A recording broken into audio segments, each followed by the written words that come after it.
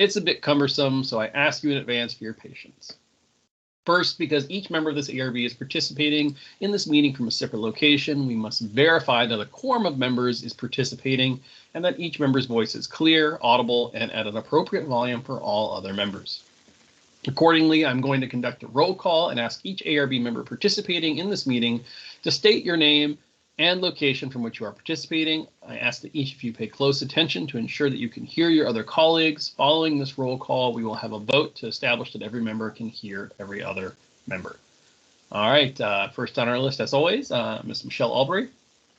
Thank you, Mr. Chairman. I'm Michelle Aubry. I'm at my residence in Alexandria, Virginia, and so far I can hear everyone's fine. Thank you, ma'am. Mr. John Burns.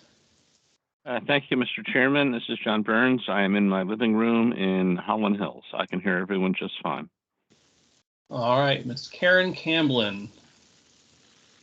I don't believe Ms. Camblin is here. She did not indicate her ability to attend. We're going to mark her as absent, unexcused. I am Christopher Daniel, ARB Chairman. I am calling in from my home in Reston, Virginia, and I can hear everyone so far. Ms. Samantha Wong. Yes, this is Samantha Huang. I'm joining the meeting from Reston, my house. I can hear everyone well so far. Thank you, ma'am. Mr. Steve Kalinsky. Steve Kalinsky. I'm in my office in Alexandria, Virginia, and I can hear everyone also. Thank you. All right, Ms. Elise Murray. This is Elise Murray. I'm calling from my residence in Vienna, Virginia. Thank you, ma'am. Ms. Notkins has not responded and does not appear to be present. So she's been marked as absent, unexcused. Ms. Kay Orr. This is Kay Orr. Thank you, Chris. I'm at my home in Alexandria, Virginia. Thank you, Kay. Mr. Joe Plumpy. Yes, hi. This is Joe Plumpy. I'm in my residence at the Manor House in English Hills in Fairfax Station. And see and hear very, very well. Thank you so much. All right, thank you very much, Joe. And Mr. Jason Zellman, our vice chair, has indicated that he will be joining us late due to a obligation with his job that has detained him. So I'm going to mark him absent for the time being in case anything comes up. At this point, I'm going to pass the virtual gavel to our treasurer, Ms. Aubry, so that I may be heard to make the requisite motion. All right. I move that each member's voice is adequately heard by each other member of this ARB. There's a motion on the floor. Is there a second? I'll second the motion. All those in favor? Aye. Aye. Aye. I think the ayes have it. All right, thank you. As determined by the roll call, 8 members of this ARB are present and therefore satisfy the ARB quorum. The ARB bylaws state that a minimum of 6 members are required to determine a quorum.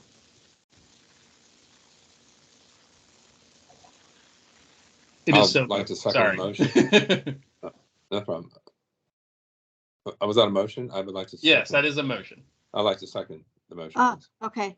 Sorry about that. Is there a second? Yes, Mr. Plumpy is seconded. Yes. And all those in favor? Aye. Aye. Aye. All those opposed? The ayes have it. All right, third, having established that each member's voice may be heard by every other member, we must next establish the nature of the emergency that compels these emergency procedures, the fact that we're meeting electronically, what type of electronic communication is being used, and how we have arranged for public access to this meeting. Therefore, I move that the state of emergency caused by COVID-19 pandemic makes it unsafe for this ARB to physically assemble and unsafe for the public to physically attend any such meeting, and that as such, FOIA's usual procedures, which require physical assembly of the ARB and physical presence of the public, cannot be implemented safely or practically. Further move that the ARB may conduct this meeting electronically through Microsoft Teams, a county virtual meeting platform, and available for access through the ARB website and through phone at 1-571-429-5982 with the access code 869-349-855. It is so moved. There's a motion on the floor for an electronic meeting. Is there all those in favor? Aye. Aye. Aye. Aye. All those opposed? The motion carries. All right, next, it is required that all matters addressed at today's agenda are statutorily required or necessary to continue operations on the discharge of this board's lawful purposes, duties, and responsibilities. It is so moved. I'll second There's- the motion. All those in favor? Aye. Aye. Aye. Those opposed? The ayes have it. Last but not least, the ARB needs to determine how long each member of the public will be able to speak during public comment periods. The public will be allowed to comment after consent agenda items and after each action item, as is standard ARB practice. I move that each member of the public will have 3 minutes to speak. Is there I'll a second? that. I'll second it. All those in favor? Aye. Aye. All those opposed? The ayes have it. All right, I'll take that gavel back, Ms. Aubry. Thank you so much. All right, as indicated, members of the public have an opportunity after items for consent and items for action. I will call for that time following the applicant's presentation. If you, as a member of the public, wish to comment on that item, you may indicate by doing so via the chat or raising your hand. Individuals who are on phone can also do that by pressing *5. In addition to that, Denise, is there any other virtual meeting information that you need to share with folks participating today? Yes, and I just want to pause here to acknowledge that Mr. Zellman has joined us, I believe. Can we get an? Yes, if you can hear me, I'm here. There we go. Thank you. All right, let the Okay. record show that Mr. Zellman has joined us. So this meeting is being recorded, and the recording will be posted online within 10 days. Attendees may email me during the meeting or use the chat function in the Teams platform for inquiries. Staff will monitor and respond accordingly. If you're calling in and wish to make public comment, please indicate so by raising your hand, pressing *5 at the appropriate time. All Thank right, you. Thank you so much, Denise.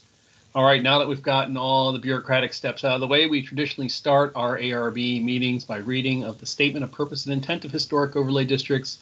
Ms. Aubry has graciously accepted my request to do so. Michelle, the floor is yours. Okay.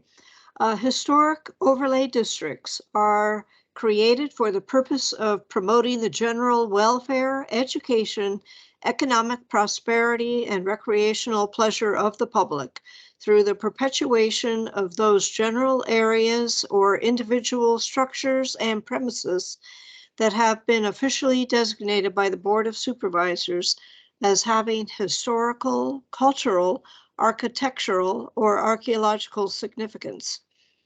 Regulations within such districts are intended to protect against destruction of or encroachment upon such areas, structures, and premises, to encourage uses which will lead to their continuance, conservation, and improvement in a manner appropriate to the preservation of the cultural, social, economic, political, architectural, or archaeological heritage of the county, to prevent creation of environmental influences adverse to such purposes, and to assure that new structures and uses within such districts will be in keeping with the character to be preserved and enhanced.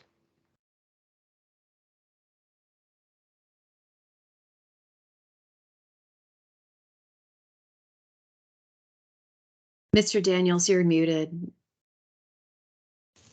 Been in so many meetings today and I didn't do it at all. Ah, darn, took this one. All right, sorry. Thank you, Michelle, for reading our Statement of Purpose and Intent.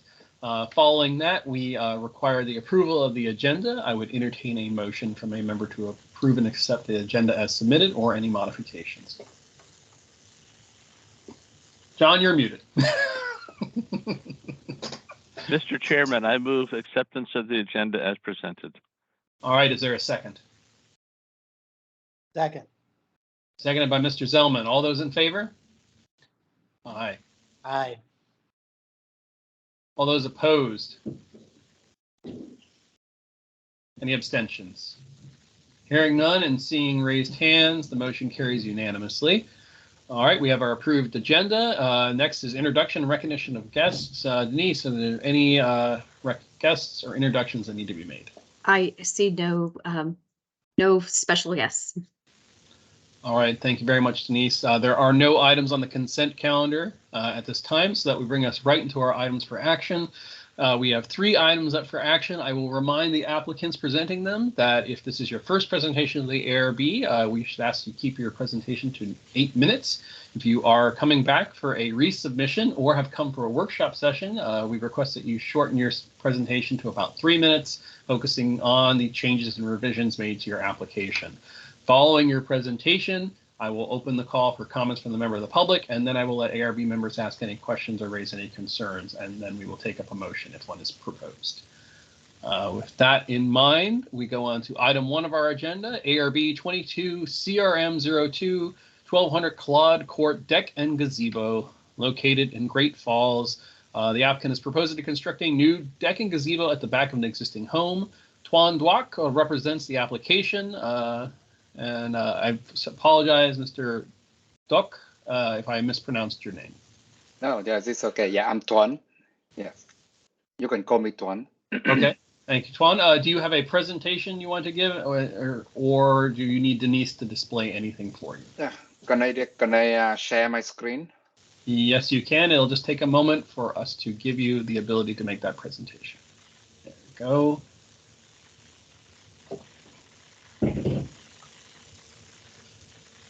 All right, and the only other thing I might add is a suggestion that you zoom in a little bit because we're seeing a lot of the extra stuff. That I think that'll be a little bit better. Yes, thank you. And then the floor is yours. Okay, thank you very much. And yeah, well, good evening, everyone. This is my first time presenting in front of the ARB. So, and if you cannot hear me well or if you don't understand me, please let me know. Yes, I am the licensed professional engineer, and I was engaged by the owner to prepare the drawings and apply the building permit for her new deck at the back of the property, and also the new gazebo, the cover gazebo at the back of the property. And we got the comment from the zoning plan reviewer that we need to get the approval from the ARB because we are falling into the historic district. And as you can see here, what I'm showing here is the 3D rendering of the back of the property. Currently, we have the existing 1 basement and 2-level house. We plan to propose the deck, the new deck, only 8 feet by 12 feet at the back of this corner. And also we extend the deck behind the existing screen room. Like this, and also we connect that new deck with the small, I think 10 by 14 feet by 14 feet gazebo at the back here. You see the 3D rendering, and if you can see it on the plan, yes, you see here, and we are on the right side of the, when you look here on the right side of the property, we propose the new deck 12 feet by 12 feet by 19 feet. And when you are accessing from the dining room, existing dining room, we go to the new deck. We have the stair going down, and it will be the backyard. And on the other side, we have the existing screening room. And we propose the extension with the new wood deck, 8 feet further back, and about 29 feet length to the entire width of this the left portion. And we will connect that wood deck to the back of the wood deck with the new gazebo, 14 foot by 14 foot gazebo.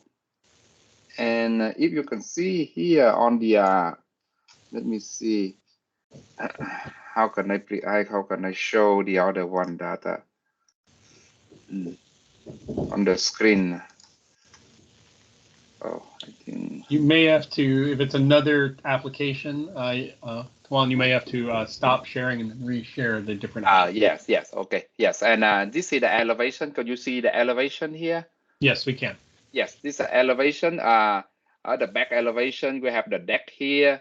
This all of them, all of the top portion are existing, and the new deck at the back of the existing house. And you see on the side elevation, yes, all of them, the highest point of the new gazebo only 10 feet above the existing level 1, and it's about 15 feet above the finished grade. and it's just up to the level 1. Okay, and how can I stop sharing and I can share with a new one? Let me see. Stop sharing. Okay, and they will ask to share another one like this. There you go. We can see that. Yes. Okay. So this is the Google map from the satellite. I think it's, you can see here it will be, you have the better view from where the location of our new deck and our new gazebo. This is the Mill Road Drive. When you go here and you will go to the closed court, we are at kind of the cul-de-sac, and the proposed deck is this area. The proposed deck will be here, and the proposed gazebo will be on the left side, and it will not be seen anywhere if you sit in front of the house or from the Mill Run Drive. And we believe with the new deck and the new gazebo, it will blend our house with the surrounding landscape nicely. Yeah, so, and I hope, and also the owner, the owner also, wish that the board can approve our application so they can build the deck and the gazebo and they can enjoy their house there. So that's all I have. Thank you very much. All right. Thank you, Tuan. That was straight to the point. Really appreciate it. As always, we open this up for public comment on any application up for approval.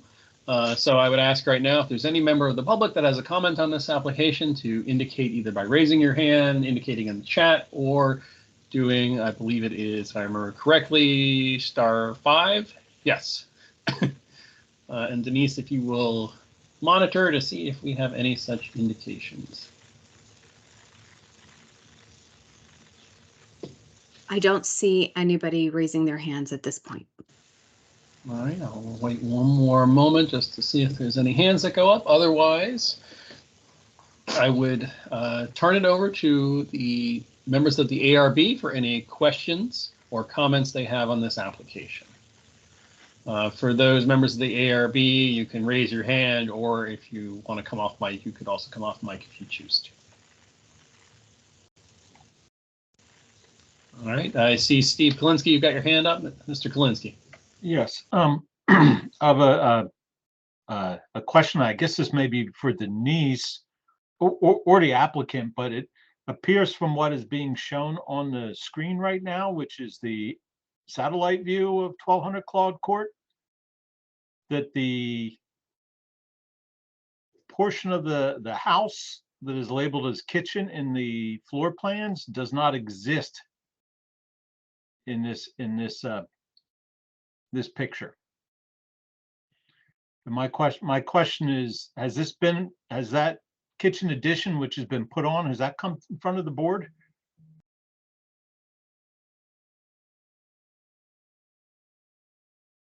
I can certainly research that, but I would not know that off the top of my head. Okay. Looking at this, but also looking at other information I have with regards to satellite views, it looks like this addition was built sometime in the past year, this kitchen addition. Yes. I know in this past year, I mean, I've been on the board a couple of years. In this past year, I do not recall seeing this come before us before.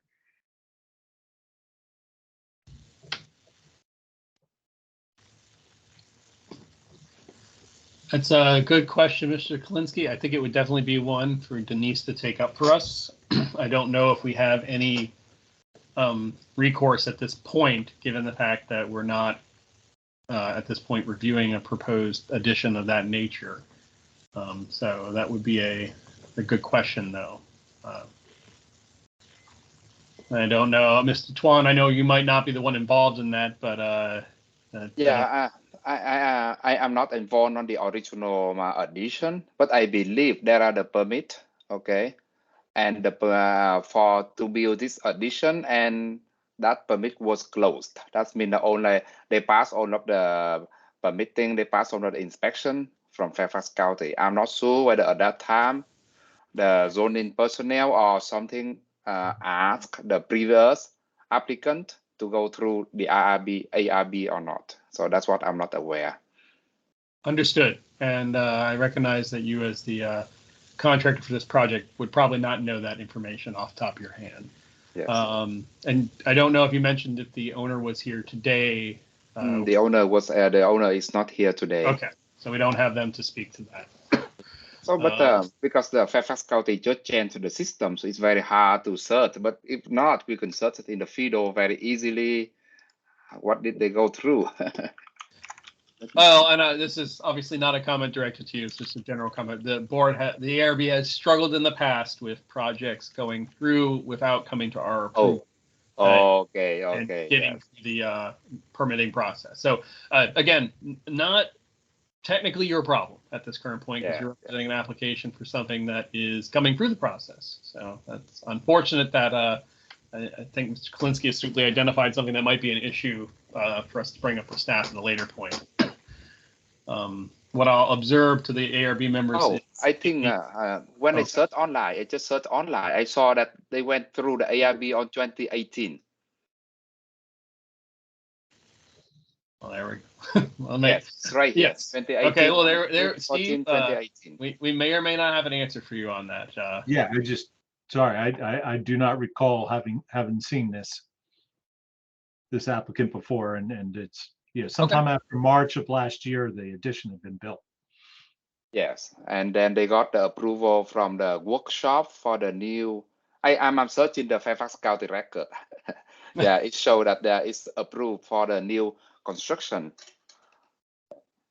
through ARB. The ARB -18-CRM-01 is the case number, the record number. Okay. Well, thank you for doing that research for us, Juan. Denise, I will have you follow up on that. Yes, I will. Regarding that prior project. Taking that aside, I obviously, Steve, if you've got any other comments or questions, please. On the project as proposed. That was just my question. I just wanted some clarification to know if we've looked at this before or not. And maybe we have, and I just don't recall.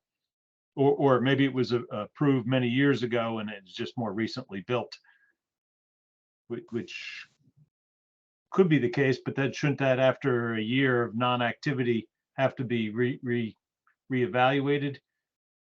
I'm just trying to figure out how we handle these things. So approvals are good for 2 years. So it would be if they received an approval, that approval would be good for 2 years for a building permit. But I will certainly research this. I've made a note. It looks like something slipped because this was built within the past year, so that would be 4 years out or 3 years out. Okay. All right. Well, that was just my question. I don't have a comment yet. Otherwise. All right. Thank you, Mr. Klinsky. Leave it to anybody else to. All right. Are there any other ARB members that have a comment or question on this application? Mr. Burns. Yeah, I'm curious, since the closest house is actually a contiguous property. The closest contributing property is a contiguous property to this one, and I'm just, what is the visibility between this and the historic house to the, I guess it would be to the southwest?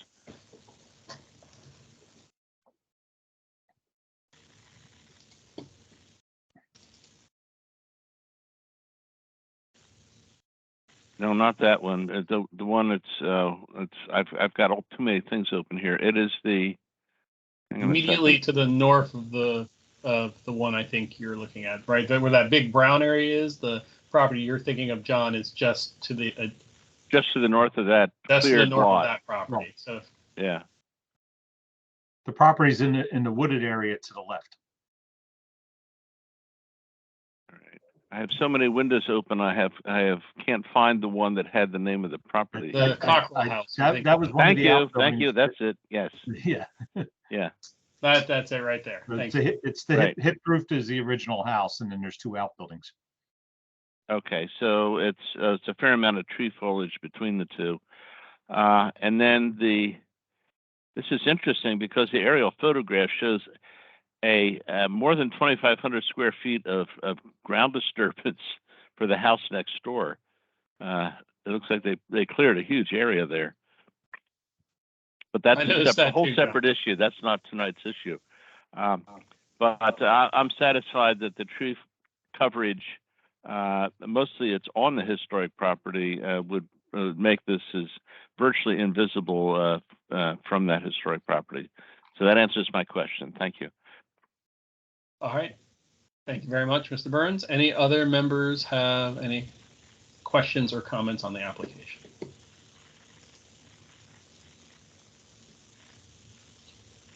All right, I'll jump back in if you don't mind. Sure. Just a question. I'm looking at the front elevation on the screen right now, and it's all painted white and kind of one of today's popular farmhouse color styles. Is that going to be the final color of the house? The drawings represent a more subdued tones of color on the rear, and I was just curious which direction it's going to take. Yes, because the rear I believe they still have the white color at the rear, and what we are proposing right here, we don't have any veneer. We just set the composite wood deck, so that we don't do anything with the existing house. Because what we are proposing now is just the wood deck.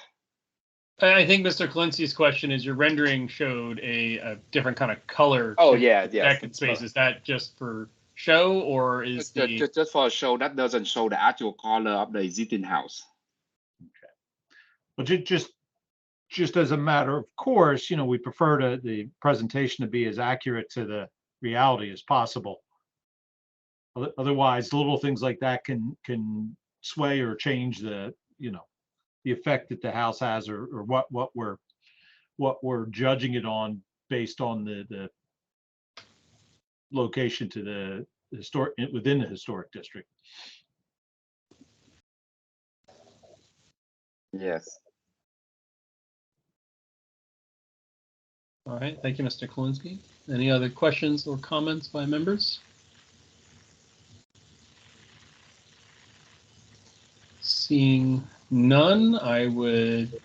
Well, all right. Sorry, Mr. Kolinski, go right ahead. Go right ahead. Not trying to be difficult.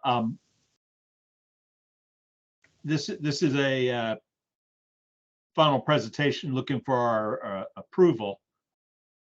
And I know typically we ask to see the construction documents at this point. This one had not come through as a workshop.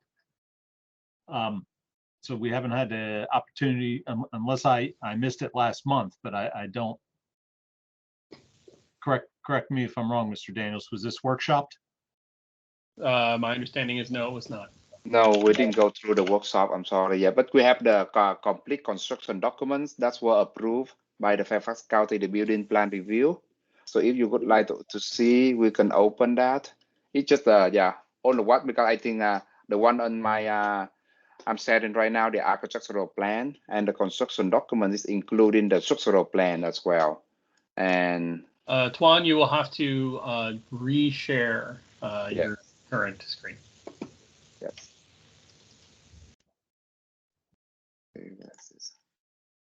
So can you see my screen now? Yes, we can. Okay, see basically this is the construction documents of the plan we are showing here.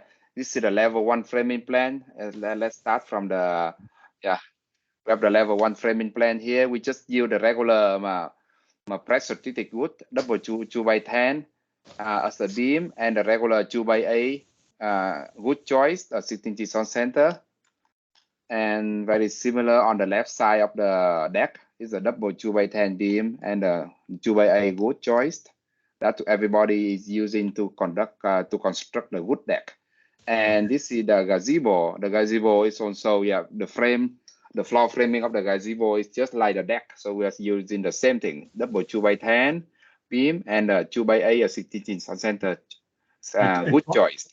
Tuan, I'm not trying to be difficult here. I'm just trying to keep within our parameters that we normally judge these things on. So if you don't mind, is there an elevation sheet that goes with this? Yes, we do. We do have the elevation sheet here. Yes. Okay, that's the same as what you're Yes. shown. Yes, see the back elevation we show here. Do you have a foundation plan that shows the size of your structural members for your posts? Yes, we do. We do. Let me see. How come we don't have the structural side here? It's interesting. Here you go. Yes, this is a structural plan. On the right side, we have the structural plan. We are using for the construction purpose. We are using 20 inches by 20 inches by 30 inches concrete footing. Typical of that. Tuan, thank you.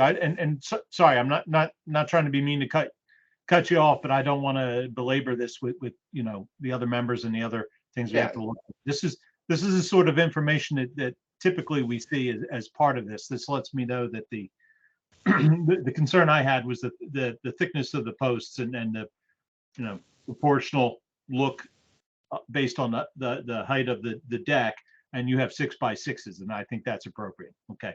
Thank you, sir. That's enough information for me to feel comfortable. Thank you. All right, Mr. Burns, I saw your hand up again. Did you have another comment? Yes, thank you, Mr. Chairman. This reminds me, we had a similar issue with a deck, I think 2 months ago, and that the county will approve decks as long as it meets their minimum standards for their structural systems. The county officially for decks doesn't care what they look like. We do, and there is a fundamental difference in the review that the county does for decks and the reviews that we might typically do for the Architectural Review Board. And so I think that that's something that we need to have discussions with the county about because they think that this is perfectly fine.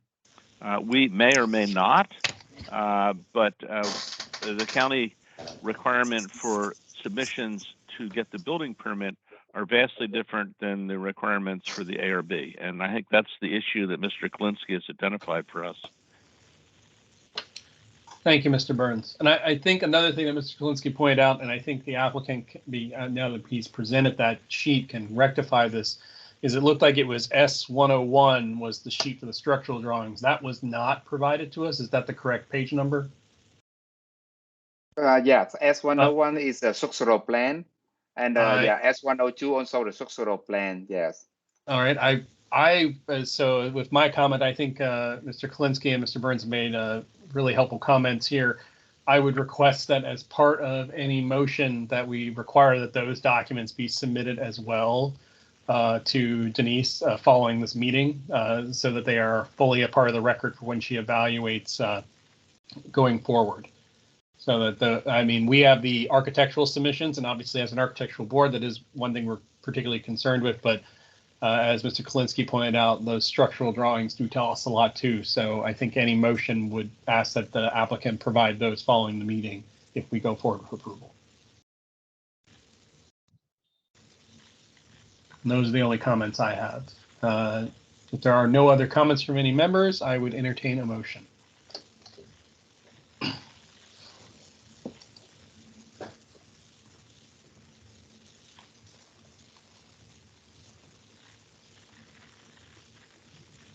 All right, guess I'll be the one to do it. And if you'll forgive me for a second, I don't have the motion materials up in front of me right now, but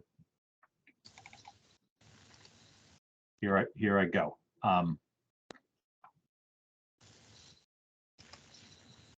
Mr.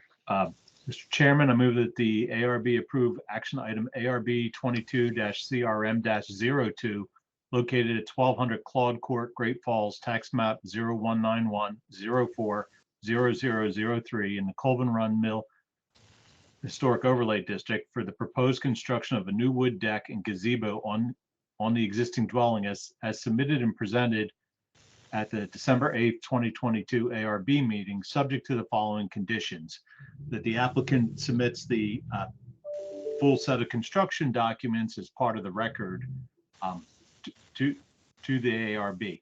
Upon review of the materials, the proposal is found to meet the requirements of zoning ordinance 3101, historic overlay districts. All right, we have a motion. Is there a second? I'll second it, Mr. Chairman. Seconded by Mr. Burns. All those in favor? Aye. Aye. Aye. All those opposed? Any abstentions? All right, the motion carries unanimously. Thank you, Juan. Denise will get with you, and obviously, as requested, we've asked that you submit the full set of construction drawings to her, so we have them for the record. Yes, thank you very much, Mr. Chairman. All right. Thank you very much, sir. All right, our next item on our agenda today is ARB 22 LOR 03, Bindmore Early Education and Preschool located at 9060 Powell House Road in Lorton at the Laurel Hill Adaptive Reuse Area. The applicant is proposing to repurpose existing buildings P01 and 03 at the DC Workhouse and Reformatory Campus for an early education preschool. The applicant is represented by Teresa Del Nano of Magnus and Del Nano Architects. And Mr. Burns, I know you have your hand up. I think you have to recuse yourself from this one. Is that correct? Yes, Mr. Chairman, I need to recuse myself because the applicant is intending to use the Federal Historic Preservation Tax Incentive Credits. All right, thank you, sir. Duly noted for the record. All right. Del Nino, Teresa, yes. Can you hear us? Yes, I can. And Jack Perkins from Elm Street Development, that's representing the owner, would like to just say a couple words before we I get was going to into say, I our saw Jack. 3 and minutes. I probably wanted to say something. All right. Absolutely, Jack. Feel free. Well, thank you, Mr. Chairman and members of the board. We are back before you this evening with the Bryn Mawr Early Education application. We were here, I think it was last month, how time flies by, doing a workshop. Since then, we have made application to the Virginia Department of Historic Resources and the National Park Service.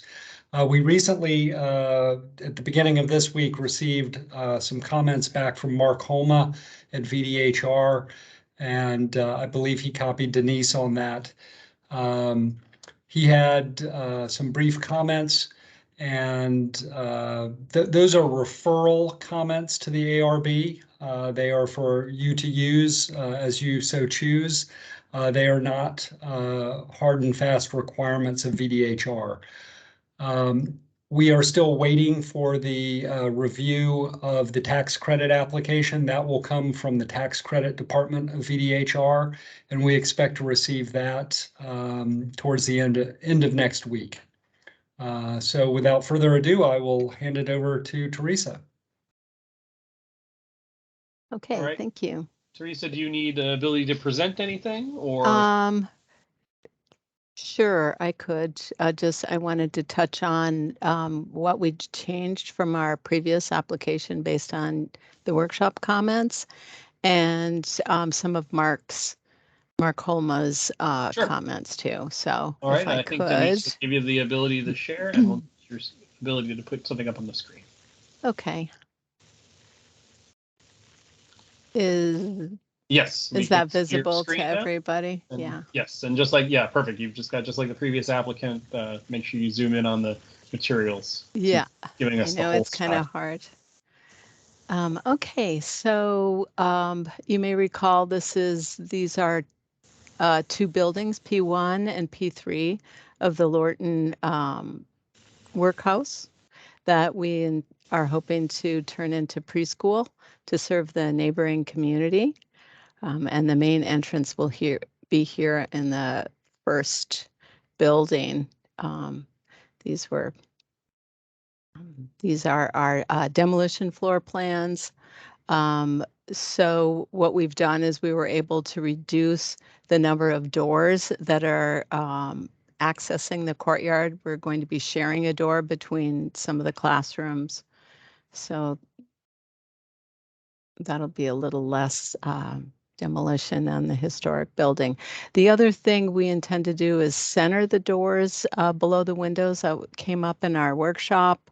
You know, before we had them justified to one side of the masonry opening, but the historic doors in the building were centered, and so we thought it was appropriate to do that as well.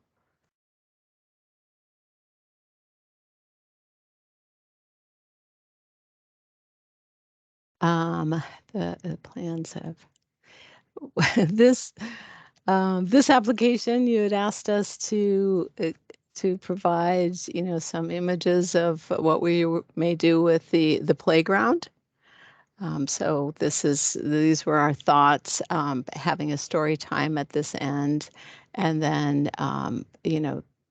some large motor skill, surface racetrack here, and would be an infant playground. We changed the wrought iron fence back here to be a wood slat, a natural wood slat screen fence, both for visual and acoustic barrier from the playground. So we thought that was a good suggestion from our workshop last time. Let's see. So then, we have a couple lights for the canopy that crosses in between the two buildings.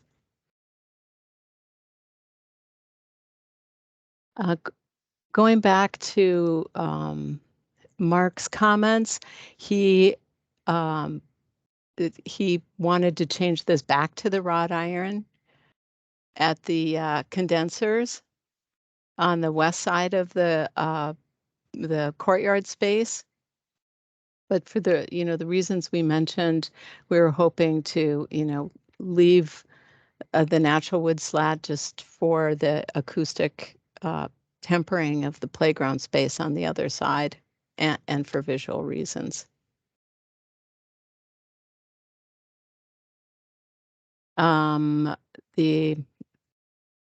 think we have an elevation of this. This is more of a conceptual perspective, but Mark also wanted us to eliminate these two panels to maximize the openness and this courtyard area between the two buildings. But we're hoping that we can keep those panels for a couple reasons. Let me see if I can pull up the plan. Oh, a little bit. So, oops, sorry. So one of the reasons would be, because it's here next to the door, it's going to, prevent children that are, running around the playground that may be in the way of a door being opened. This is really going to be used quite often during the school day, because the food is going across to the infant side, and some parents are coming over to the preschool side. So those two panels are, helping to provide a protective screen next to the doors. And they're also natural wood, so we thought that was appropriate and a little softer. We're trying to, make the area seem a little closer to home and a little less like a prison. Mark noted that the masonry that we'll be demolishing, we're going to note on our plans, we agree with that should be used to infill above the new lintels of the new doors, and for toothing in where necessary. And the building owner will be providing storage for the bricks that we have left over, but we'll ask them to retain them in our demolition notes. Let's see, the other thing that Mark wanted, currently this fence here is 4 feet back from the concrete sidewalk here, and he wanted us to move it to the edge of the window, which would pretty much impact our story time here. And so we're thinking maybe we could move it to 6 feet. We think that would provide a good buffer. One thing we weren't too sure of, if we have that buffer and it's all planted, that kind of begins to reduce the openness that he had asked us to maintain in a previous comment. So I think that pretty much covers the changes that you had seen in our previous presentation. All right. Thank you so much, Teresa. First, before we get to any ARB members, I will open it up for if there are any members of the public that wish to comment on this application. Please do so by indicating in the chat, raising your hand, or pressing *5. And we'll wait a moment there just to see if there's anyone that wants to comment on this one. Denise, you let me know if something comes up. Yeah, I see no hands raised. All right. Seeing none, the only other thing I would note, and obviously Jack and Teresa have already pointed out, we did receive the correspondence from VDHR.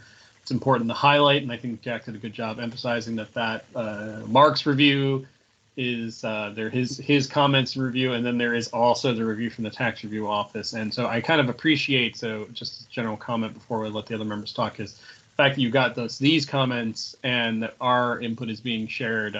Frequently, I think we've been frustrated in the past when this happens and the VDHR has already approved it at the tax credit level and it comes to us and maybe we're snarling things. So I'm glad to see this one is coming to us with time for us to give our input and hopefully help support those discussions. With that in mind, I would look to any ARB members who might have comments on the package.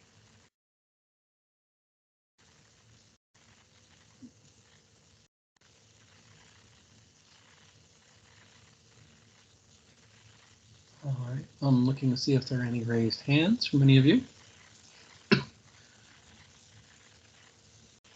Not seeing any at the moment. Oh, just saw one hand go up. Okay, Miss Murray.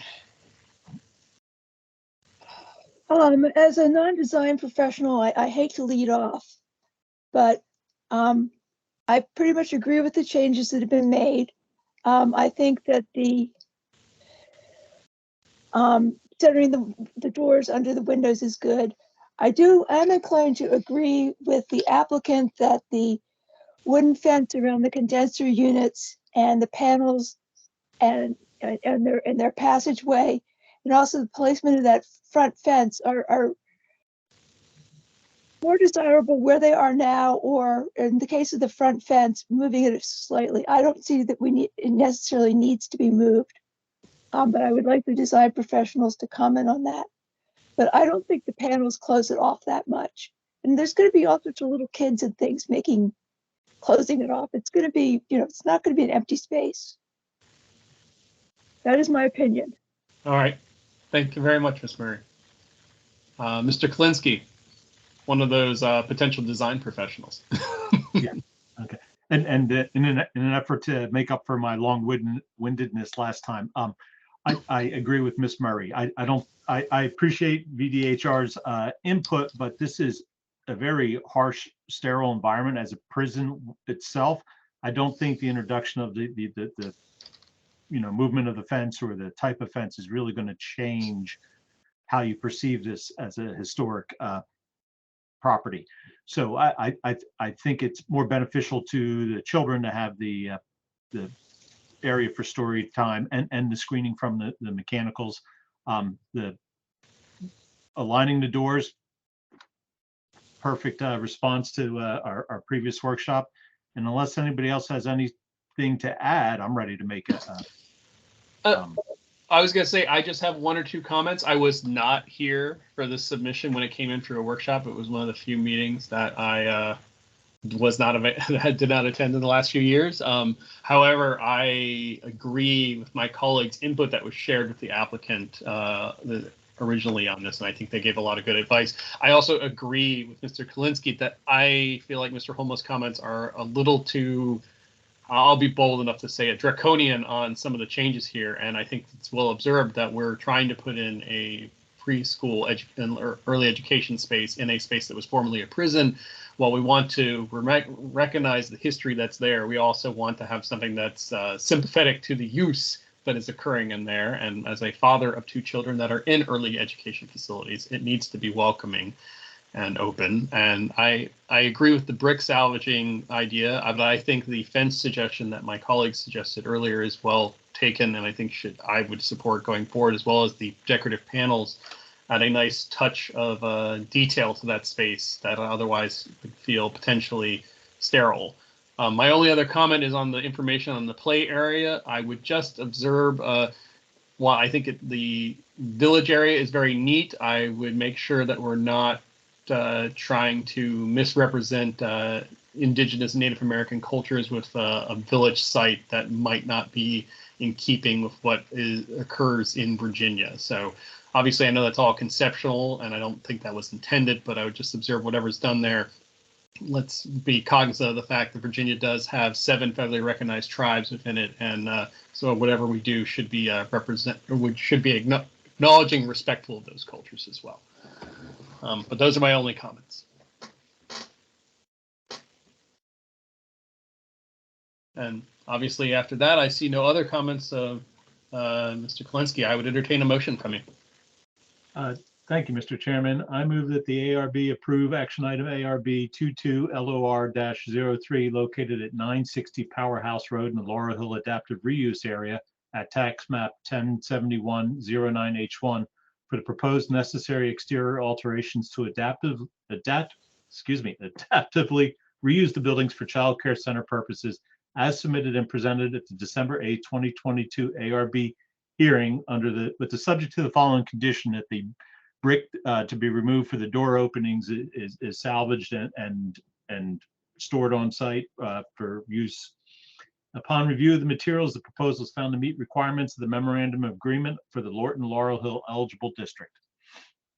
All right, we have a motion. Is there a second? I'll second it. Seconded by Ms. Wan. All those in favor? Aye. Aye. Aye.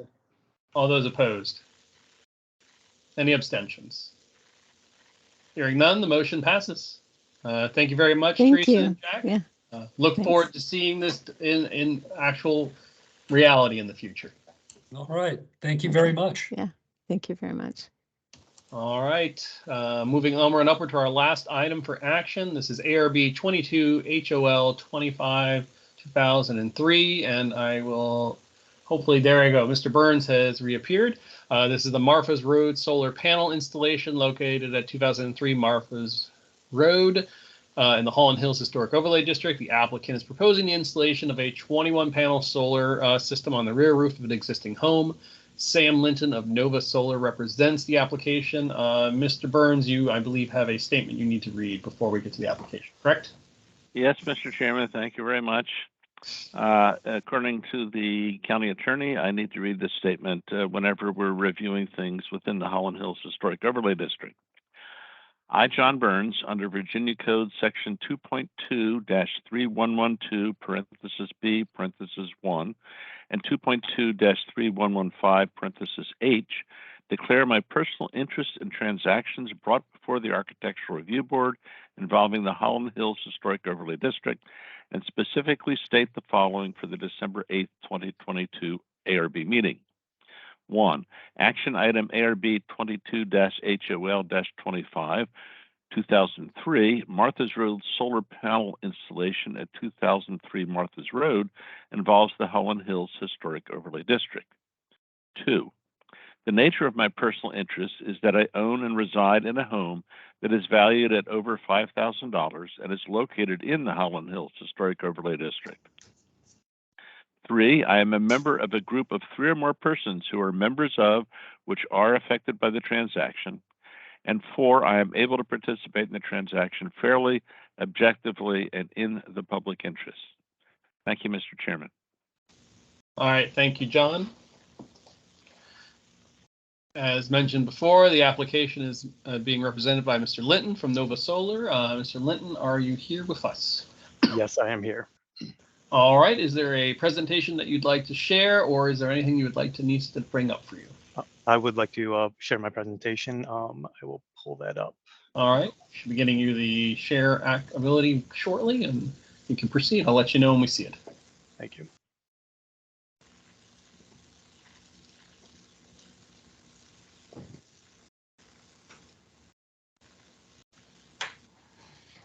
Did that work? Not seeing anything yet. Let's try that again. All right. We are seeing us. Oh, there we go. Now I got your presentation. Okay. All right. Okay, so this solar installation will be at 2003 Martha's Road, a home within Holland Hills, as you know. These panels will be placed on the rear roof of the home. That's a south-facing roof. The lot abuts the edge of the Holland Hills Historic Overlay District. That is denoted by the yellow line in the image to the left. There are two properties that abut the lot within Holland Hills, and to the north is Martha's Road.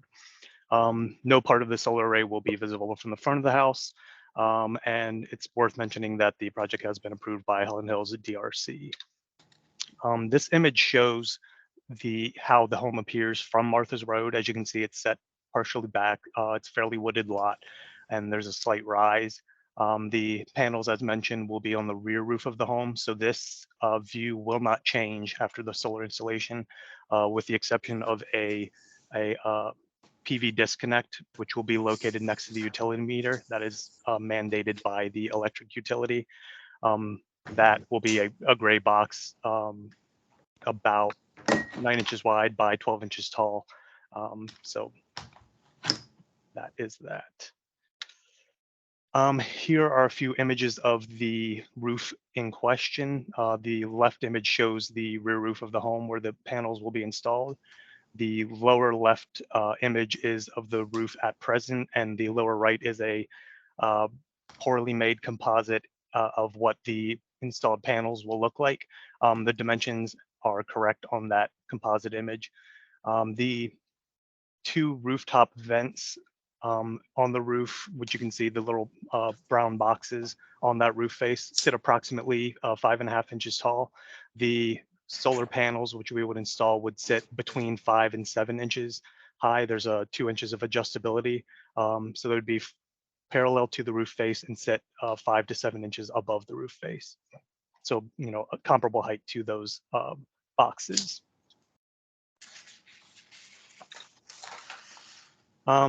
It's also worth mentioning that the proposed solar panel installation does meet the requirements set by the Holland Hills Historic District guidelines.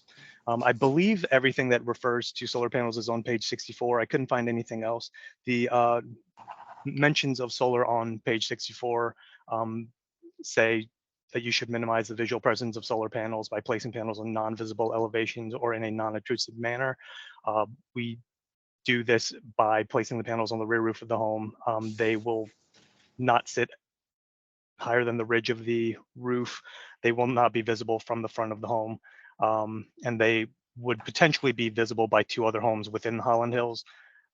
Those would be the lots that abut the lot at 2003 Martha's Road. The specific guidelines, district-specific guidelines, also mention that you should not install solar panels in a manner that severely interrupts the original roof form as viewed from the street or that rises substantially higher than the existing roof. As mentioned, we do not do that. I will end my presentation with an image of a similar low-slope roof installation that we did. This is on the front roof of a home, and this is basically what the installation at 2003 Martha's Road would look like as well. The installation itself would take a single day. We show up about 7:30 or 8 o'clock, depending on how cold it is, get the installation done, and we're usually out of there by 3 p.m. We clean up after ourselves and make sure no damage occurs to the property of the community or the homeowner. All right. Thank you very much, Mr. Linton. As with the other two, I will first turn it over to see if there are any members of the public that have a comment on this application.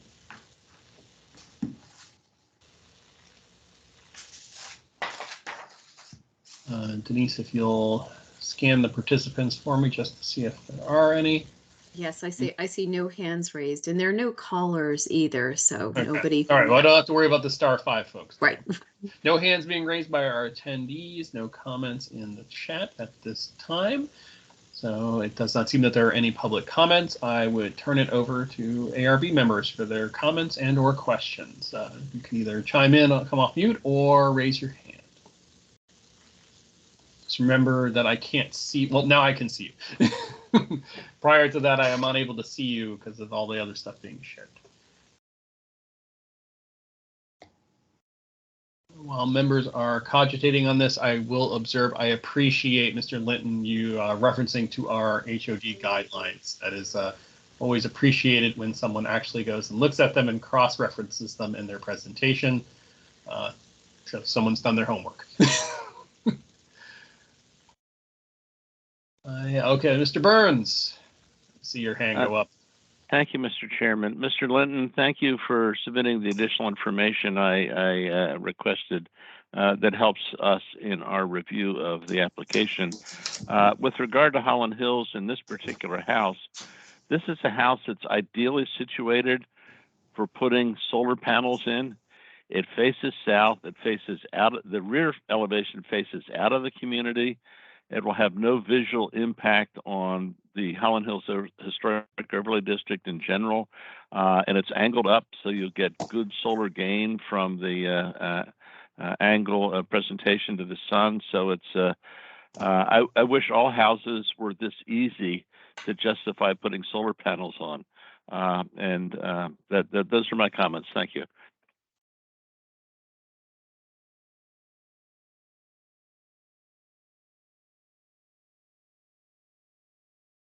Sorry, thank you, Mr. Burns. Any comments by any other members? I'm not seeing any hands up by any other members. I would entertain a motion.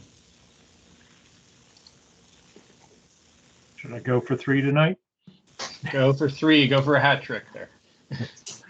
All right, Mr. Chairman, I move that the ARB approve action item ARB 22-HOL-25, located at 2003 Martha's Road, Alexander Tax Map 0933040162 in the Holland Hill HOD for the proposed installation of a 21-panel solar PV system on the existing dwelling as submitted and presented at the December 8th, 2022 ARB meeting. Upon review of the materials, the proposal is found to meet the requirements of zoning ordinances 3101-historic overlay districts. All right, we have a motion. Is there a second? I'll second it, Mr. Chairman. Seconded by Mr. Burns. Sorry, all Joe. all those in favor? Aye. Aye. Aye. All those Aye. opposed? Any abstentions? Hearing none, the motion passes unanimously. Thank you very much, Mr. Linton. This is just a reminder to all applicants, if they're still here, that Denise will get with you following the meeting regarding any approval process paperwork. Thank you very much. All right, that takes us out of our application and items for action section and moves us on to our items for workshop. This brings us to ARB 22 WDL01WS Richmond Highway BRT Station Design located at 5800 Pole Road in Fort Belvoir in the Woodlawn Historic Overlay District. The station design for the Richmond Highway road improvements and installation of transitway for the bus rapid transit system. Laura Jeffords of STV represents the proposal. I think I see you down there, Laura. How are you, Mr. I'm Chairman, doing all committee right. members? This is my first workshop with you, but I come to you with a team of the PMC and Fairfax County representatives as well. I don't know how much information that you've had about the Richmond Highway BRT. Is there a genuine? Are folks familiar with what the board has been engaged on the Richmond Highway BRT for some time through various capacities. I think whatever you present on, I would give us the 30,000 foot of the overall, and then let's focus on the item that I'm going to try to do that. It's a very big project, so we'll just get right to the point and what we're working on and trying to share with you. I will share my screen. All right, we'll let you know when that comes up. All right, we can see that. Right now you're in full slide, not in full presentation mode, just FYI. Yeah, I'm pretty terrible with this, so I'll probably keep it this way as long as you guys can see what I'm presenting. I think that'll be most helpful. In case you do have questions, I'd like to also be able to reference other items. Sure, I'd recommend though that you then shrink or close the bar on the side that shows the entire deck, just so we can get as much of the screen as possible. Sure thing. And I'm not even sure how to do that, so I don't want to begin from the beginning because I just revised this based on the fact that we only have 3 minutes in order to present the project. So I'm sure you appreciate that. Can you make the screen a little bit bigger? Yeah, there you go. There, I'm willing yeah. to be flexible as well, given the fact that we've moved fairly expeditiously through our first 3 applications, and we're the only workshop. How is that? Yeah, Is that I think better? we can see it. I think that works all right there, and any members will let me know if they need any visual improvement. All right, thank you, committee members, Mr. Chairman. This station that we were talking to you about is one of 16 that is along a 7.4 mile long transit way and system that we're proposing for Fairfax County. The points that we want to make are in relation to the historic district of Woodlawn and Pope Leahy and Fort Belvoir. With that, I will go straight to where we're talking about. In particular, again, this is a site plan that gives you the area where our station is going to be placed. It is at the new entrance for Fort Belvoir that they've just put in, the checkpoint station on Mead Road, and the old entrance, or one of the entrances for Fort Belvoir, and it'll be on the inbound side of the roadway and in VDOT right of way. As you can see, at least from this photograph, there's not a lot of contributing architectural features. You're really looking at a lot of meadows, the front gate for Fort Belvoir on both sides, and basically mostly the soccer fields.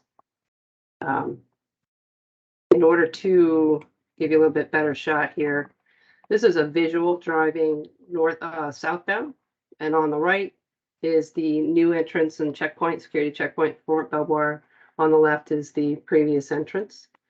You'll see there's nothing vertical. There's not much to look at other than utilities and roadway. The next picture shows you a northbound view headed towards Hybla Valley, if you will. You'll see the existing fort sign, very, very large cantilevered street lights, and no other features that we've been able to discern in this particular area. This also represents the site plan for Fort Belvoir Station. We will be doing some road improvements that make this station usable for a 60-foot articulated bus. And those improvements need to happen before the station can actually function. And we can go into that if you'd like to, but since I've got 3 minutes, I'll get right to the architecture. These structures, let me move up a little bit, just shorten my presentation here. The structures are 140 feet long. They seem imposing, but most of it is very low above the knee. In reality, it's not a real big vertical height. What you do see and what you will see and what you'll experience mostly is the canopy. And the canopy on these stations is 70 feet long, and that's about the size of a metro car, to give you some context and some scale to what we're trying to fit into these sites for the bus transit system. Let me scroll back down here.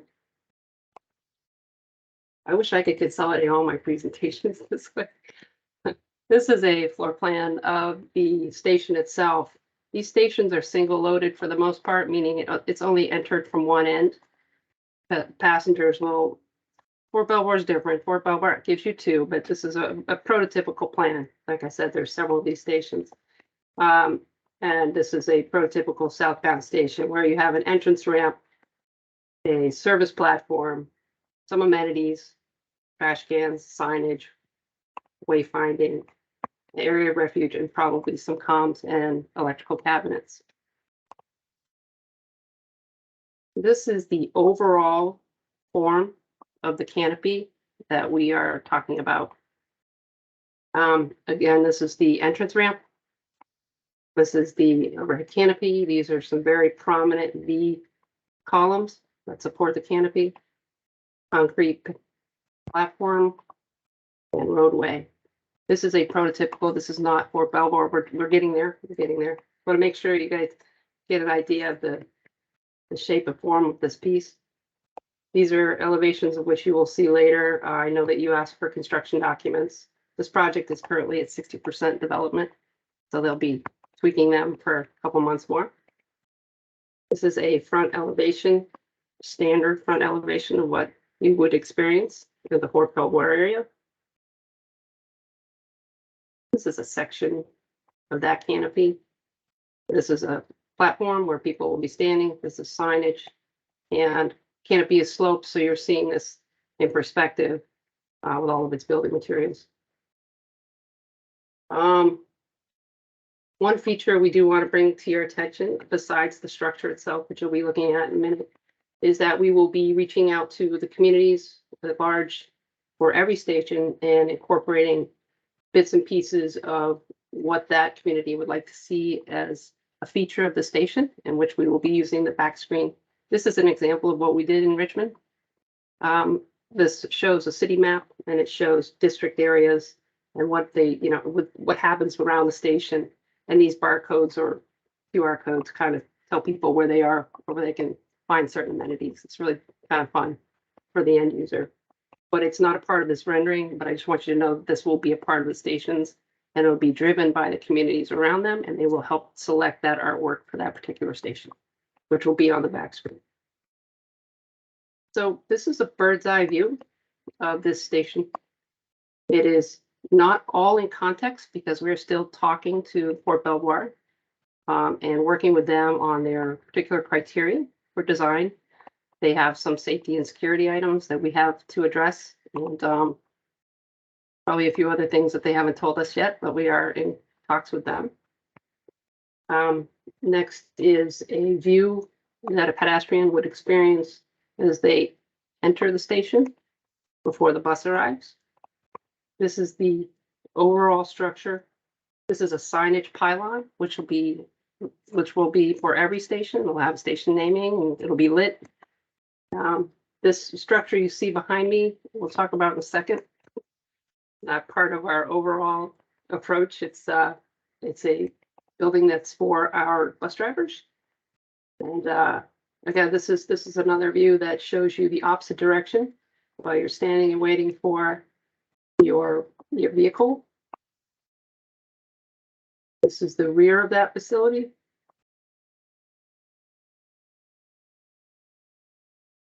And this is another view headed back, looking southbound.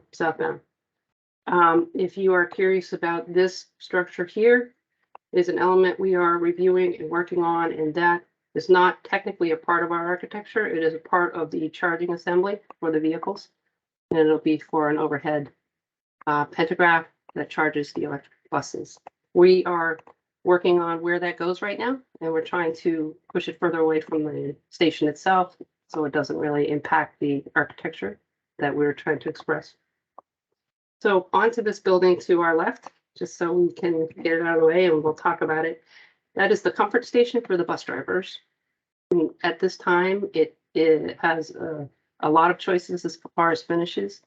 We haven't explored all of them yet, and we'd love to hear your thoughts on that as well.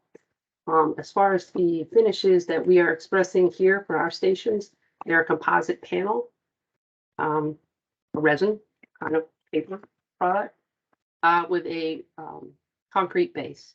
So there's really two materials, or three materials, if you will, but three colors, two materials. I'm sorry, I got that wrong. Three materials. And I'll defer to Dawn to help me with the materials. But overall, this is what we are proposing in not one location, but 16 locations. And that is a really short version of really big, long presentation that you probably don't want to hear. So I look forward to your questions, and I do have lots of folks here that can help answer other questions, and I have quite a deck here if you want to dig deeper into the weeds. Thank you. All right, thank you so much, Laura. I think before I let the other members ask questions, this was something that I discussed with Denise. If you could elucidate on where there is flexibility in this design, because as you've indicated, it is a fairly prototypical design you're doing throughout the system, and I think that would help inform us before you get feedback from us in the workshop as to where is the changes or ability to make changes in the design existing. And you're muted. I can try to elaborate. I mean, we have made it quite far dealing with the public. We've brought this to the public several times and gotten a lot of review and feedback. What we did do is once we established the gesture and the structure, we went back to the public and said, here are some opportunities where you can contribute to our form. And that comes in these 7 different areas that we presented to the public.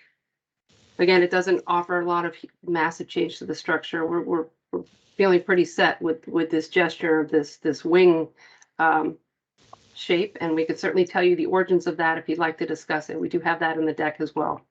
It didn't come out of a silo. It was thoughtful, and it went through the usual channels of painful architectural design that we all go through when we do these things. But we did reach out to the public, and we asked them, hey, you know, you've got a lot of options to make this your own, if you will. And we talked about railing systems that can be created. We talked about paving. We talked about features that pull in characteristics from the neighborhood. We talked about monolithic artwork, which there's just way too many artists to talk about, but that can create an identity instantly that would stand alone, but be a part of this project. We talked about descriptive markers, descriptive paving for landscaping, and descriptive and or engaging landscaping. So those are, here's some options of what we are, here's some, you know, ideas of what we offer to the public in order to have the ability to change how it's perceived. But as far as structure, we did not, we've been through several iterations, probably 14. And we developed several concepts up to 35%. And then at the end of the day, we gave the supervisors 3 options, and we whittled it down to 2 and finally down to 1. And that was this form. So does that help answer your question with regard to what you think could be changed? I think it does a little bit. I am still in some capacity bewildered by the ARB approval needed for this, if that's the case.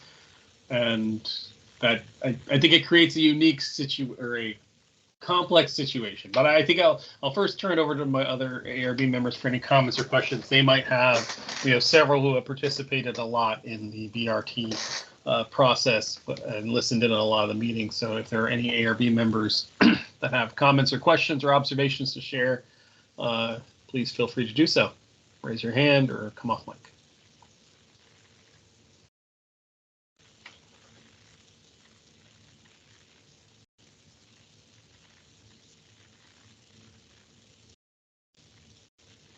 All right, Mr. Burns. You might still be muted. Yeah. Okay. Thank you, Mr. Chairman. I thought I'd give everybody else a chance to comment first. I have a whole lot of questions about this. But first off, this is an important thing. I live in the Route 1 corridor, as do several other folks on the ARB. And this is a really significant change in transportation north-south along the Richmond Highway corridor. Early on in your presentation, you showed a plan which appears to indicate that the terminus at Fort Belvoir is the bus comes down and makes a U-turn into this station and does not actually go into Fort Belvoir. and then people will need to exit the bus and then walk into the gate. Is that correct? That is correct at this time. We are not going to be accessing, correct. I'm hoping they'll come up with a shuttle, but that's what it's planning to do right now. It's just, Okay. that's what we Well, got. but then later on, when you said there's a bathroom here for the bus drivers, I'm thinking like, where is the closest bathroom for at Belvoir for people who may go to or from this bus stop? That there might be an enormous amount of interest in having a restroom facility at this locale. That's just a comment. And then following on that, this is a public bus serving the Fort Belvoir area. Across the street from this, and a little bit further north, is the Woodlawn Quaker Meeting House. And so if someone were to be interested in taking the bus rapid transit from further north in Fairfax County down to, say, go to a meeting, to go to the Baptist Church, or to go to Woodlawn Plantation, are there plans also to include pedestrian access to those facilities that are across the street from this station? I think what I'll probably need to do is defer back to roadway, and that's Allison Scott Berkheimer, who is in charge of that portion of the project, and they might be able to respond in a better way than the architecture crew. Yeah, I do see. Hi, Laura. Thanks. I do see Todd and Suresh's hands up, so I don't know if they wanted to comment ahead of me. I was going to say there are several folks. I know, Laura, you mentioned you have a team of folks with you. What I just ask is, rather than me having to call on you if you're a member of the team for this application, just come off mute and just introduce yourself so that we have it for the record of who's speaking. If you want to address a question, I know Laura is being supported by a lot of folks here. Okay. Well, I raised my hand before you, Suresh, so I guess I'll jump in. This is Todd Minix. I'm the Chief of the Transportation Design Division at FCDOT. If you go back to the image, the plan you had previously, there are crosswalks across Route 1 there at Belvoir Road. This is the entrance, the southern entrance here to Belvoir gets to the hospital. As you know, Belvoir is a secure facility, so we cannot actually run our buses into their facility. If you see on the lower left hand of this drawing, we are planning and are working with Belvoir to put little bump outs just inside the fort proper, where their shuttle bus that goes between North and South Post could pull off and pick up passengers from the BRT and either take them south or north, as the case may be. Again, there will be pedestrian crosswalks heading to the north side of Route 1, so they can cross over and go to the meeting house and to Woodlawn Plantation and the Pope Leahy House. But it is a little bit of a walk from here. The next closest station to this point is north of Jeff Todd Way. We're at Sacramento Drive. Is that correct, Allison? I believe you're right. Yes. Yeah. Sacramento Cooper realignment. Yeah. Yes. Yeah. Yeah. And while I'm talking, I've got a question, more of a rhetorical question, maybe for the board. And it may be that we have to work this out later on. When we were talking about the deck and the time limit to construct, it sounds like once the ARB approves, you have 2 years. Your permit is good for 2 years, or your approval is good for 2 years. This is going to be kind of weird for this project being 7.5 miles long. It's a 4-year construction contract minimum. And we need the ARB approval before we go to bids, which is another 6 months. So I'm not sure that's going to be a problem here, but I just want to point that out. That jumped out at me when I first heard it mentioned. And with that, I'll let somebody else talk. Okay. If I could continue with my questions, thank you for that information. One thing I'd suggest is that at some point we should set aside time to see this whole slide deck, because I think this will be a substantial impact on the Route 1 corridor. It's not just the Woodlawn Historic Overlay District. It's not just the Quaker Meeting House across the street from this particular one. There will also be a stop in front of the old Mount Vernon High School, which the ARB has reviewed proposals for redevelopment. And then also one in the Gum Springs and Hybla Valley neighborhood. And so it has the opportunity to impact a lot of the historic areas in the Route 1 corridor. So this is very important, I think, for the ARB to pay close attention to. Now, with regard to the informative screens, the glass with the maps and such on it that you showed in Richmond, those were done at close to the VCU campus. I see a VCU thing in the background of that image. That's a much more urban area than the area where these stops will be placed. I mean, they're not suburban areas, but they are not having buildings right up close to the back side of them. For this one in particular, that would also be the case as you work further north up the Route 1 corridor, that these would tend to be isolated things. And so with the design that you have proposed with the V supports, there's a substantial amount of glass area potential there. Are those glass screens going to look all the way up to the underside of the roof, or what? I mean, there you go. That is a very tall space to have a map over that entire height. It won't be a map. I was trying to imply that we are going to work with artists that are local, and that back screen will become basically the medium that we're going to apply different graphics to. So I used Richmond to show you how we're going to do it, not necessarily what's going to be on the glass. I apologize if that confused you. But yeah. Okay. And then from the people that are visible in this rendering, it could be that this roof is going to be close to 20 feet high at its tallest point. Is that correct? I mean, these are not small structures. Correct, they are not. They are placed on a 13-inch concrete platform.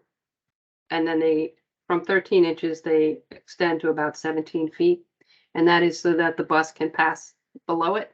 And that also so emergency vehicles can also clear the canopy if they are using that lane in an emergency situation. Okay. Okay.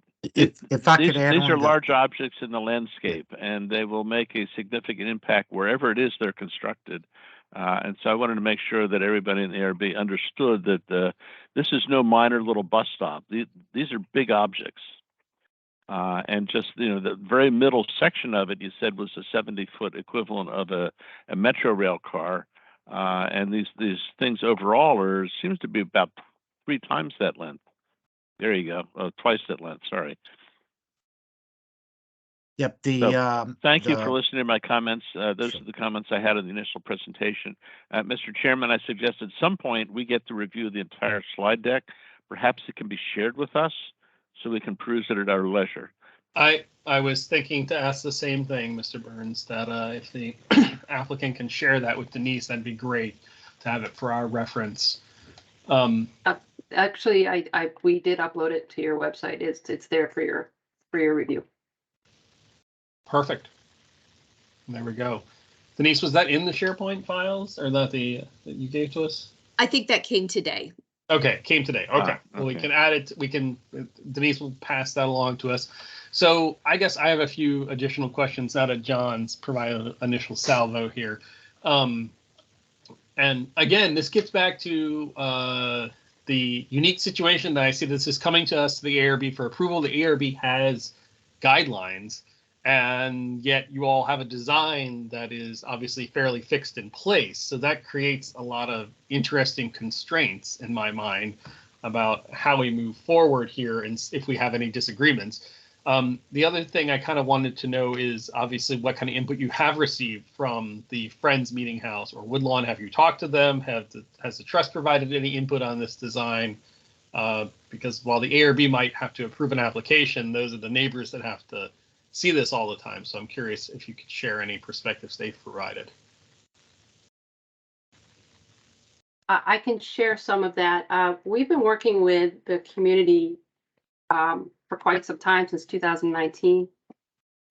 We've had, I think, five public information meetings for all communities and all members of the public. Allison, correct me if I'm wrong. And this has been on the street for a while, and then was our preliminary proposals were reviewed by county supervisors and executive committee at the close of 2021. So it's been on the street for quite a while, and we had several meetings, as I said, with the public that are all available on the BRT website. And again, part of our presentation, the longer deck will show you the approach we took and was pretty and the historic review that we did for the corridor. It's kind of and that's I guess I can say that we have met with the National Trust. So because this is a federally funded project, that we had to follow the NEPA process in Section 106. So they were a consulting party for us. We actually, through getting our categorical exclusion approved for the project, we had to do a commitment where we meet with the trust quarterly to review the design and make sure that that hasn't changed from the commitment, at the time that we got our NEPA document approved. Okay. They specifically, I guess, don't see this station as much. It's not as visible from their property, but we do meet with them quarterly and have signed documentation. All right, well, see, there you go. I think you're answering more of my confusion that I conveyed to Denise when I saw this. Is this a federal project? Then why is a federal project beholden to a local review board? I will point out that Lorton and the Laurel Hill project is because there was an agreement document signed that requires all activities to go through the ARB, establishing a process for us. But normally, and I'm going to caveat this, I'm not a lawyer and I am not advising on Section 106 at this point, which is what I do in my professional career, is advise on Section 106. Normally, if something is coming through to us for a building permit, it's going through a design review with us. So I respect that it has gone through a community design process, but if the project knew that it has to seek approval from the Architecture Review Board, then I've expected us to be talking about this design for a long time. Because as you might have seen from other applications, we can get pretty picky about certain things to gain our approval. And while in the end our approval can be overturned, I don't know if you all can see the discordance I'm pointing out here, that I am appreciative that we're getting to provide input, but if this is a federal project, in most cases, most federal projects are not beholden to local ordinances in many cases due to federal primacy and things like that. So I'm trying to sort out, one, why this was coming for a building permit from the county and going to us for an approval, but also where is our window to provide any input for change in this design? And what I'm hearing is there's limited, because the design has been gone through a review process, a pretty extensive one. Does that make sense? What I'm trying to get at here? Yes. And I believe I'm sorry I didn't introduce myself before. I had 2 kids I had to shove out to get up to bed. So I'm Allison Scott Berkheimer. I work as the engineering lead for the project, but we weren't exactly sure, I guess. So yes, we have the federal approvals and the federal process, but this is considered a building, and we will need to get a building permit. So when we started looking at the building design and construction, permits, and going through the ARB with VDOT's process too, and there right away, we reached out to Denise to determine whether or not we needed to come and present and do this workshop, because we are within that historic overlay district. This is the only station that falls in there. I mean, there are the other ones that were noted in significant locations along the corridor, but they're all within VDOT right away, but this one wasn't. So we,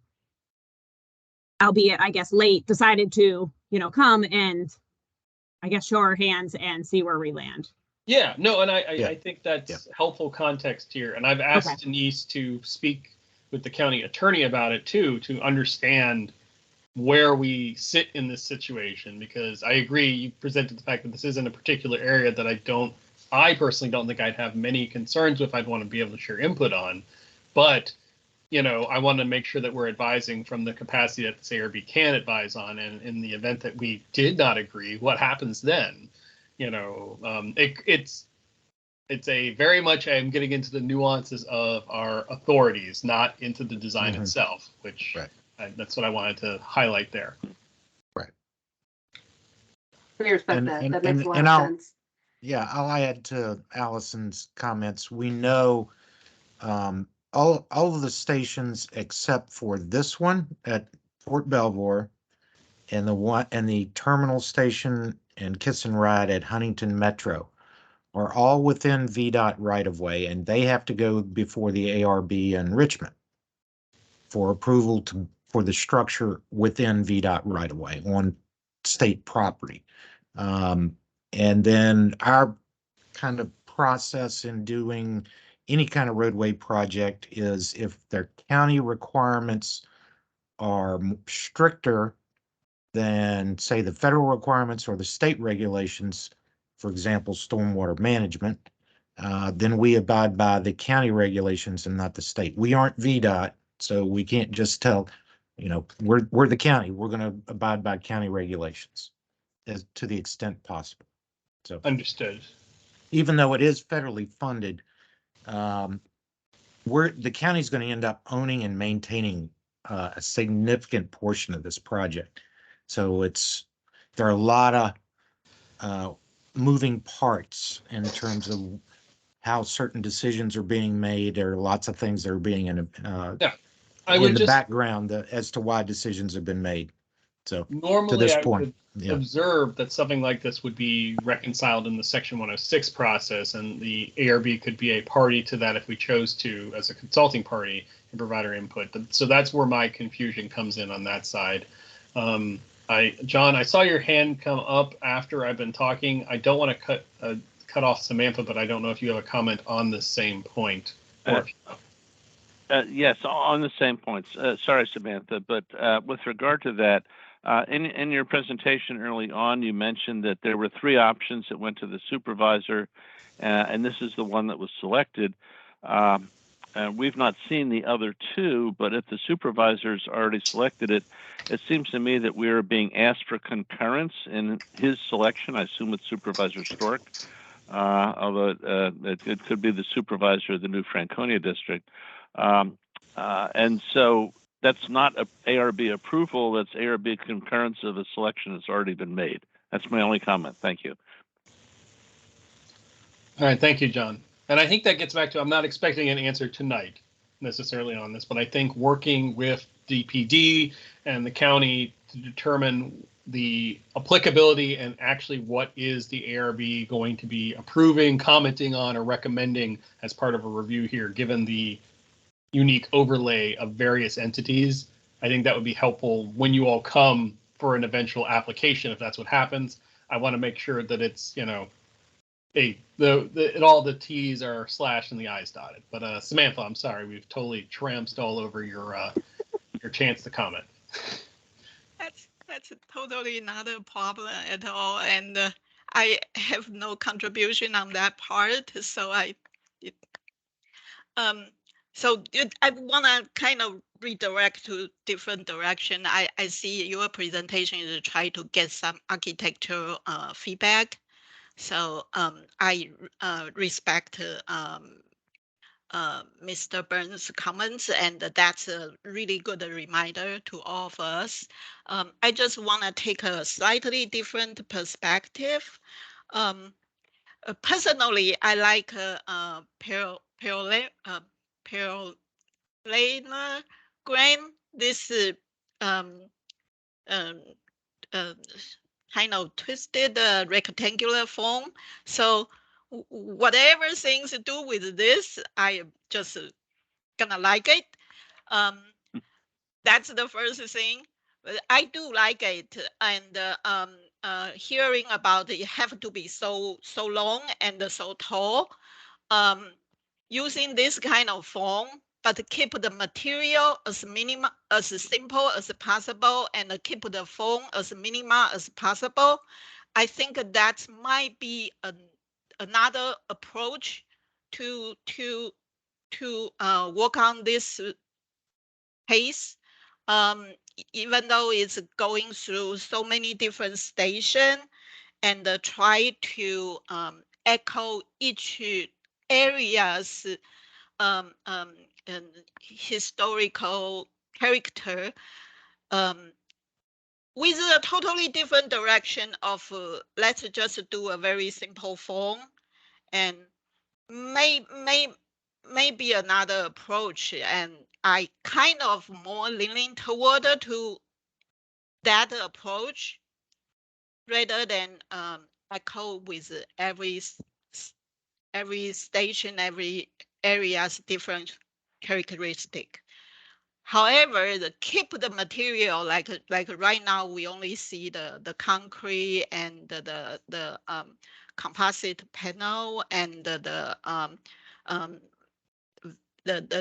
slanted steel column, and just keep them just 4 element with glass, 4 elements, and if that can be done, I would like to see it. The other thing is you also mentioned about, I think it's a charge station as well as a little building behind the station. It doesn't seem that was work with the station canopy yet, and I think that does need to try to make the language more work with each other. I believe that's the next challenge if this direction is moving forward. That's my 2 cents.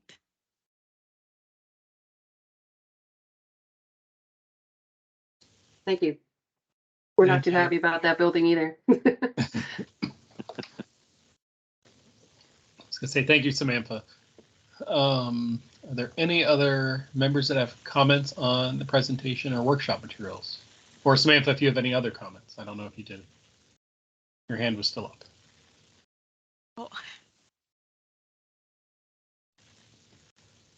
All right. I would say, regardless of my prior comments on the bureaucracy and potential authorities and all that, I recognize that we want some consistency in design for some type of utilitarian structure like this that's going to be used if you want to be able to recognize it. I would say that anything in this area, I would hope it is recognizes the intense history zone that it resides within. You have obviously the first ever National Historic Landmark. You have Woodlawn that is there. You have the Pope Leahy House. You have Mount Vernon down the road. You also have Fort Belvoir, which, whether or not they want to acknowledge it, is quite the source of history in and of itself.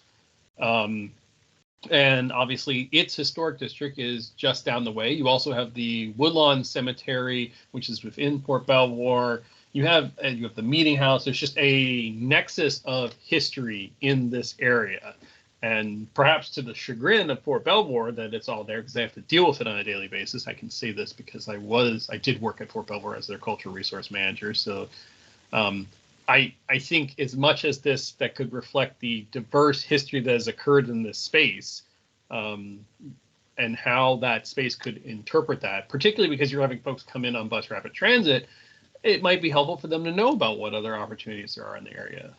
If they want to come back for other recreational visits in the past or in future times. And so I would really, yeah, I mean, you have it up on the list. I mean, it's a minefield, and I only make that joke because there was dummy mine testing up in the north area where the NGA is now located. So there's so much opportunity to interpret here about the resources, and with the installation looming large over it, I think it's also a chance to kind of look into their history as well.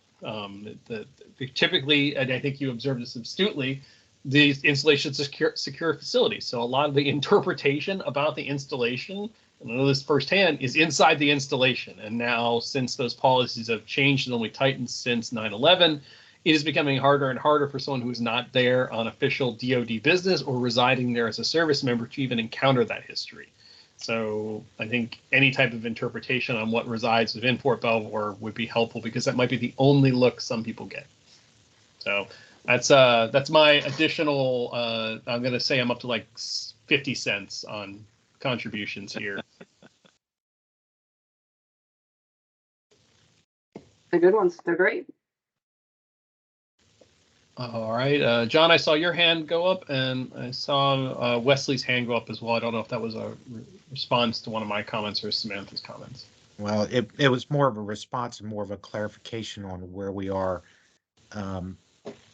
In terms of the windscreen and the art, we are actually in the process of doing what the term is community charm. For each station along the corridor, they have gone out to the public and come up with 3 basic themes for each station based on the community, the history.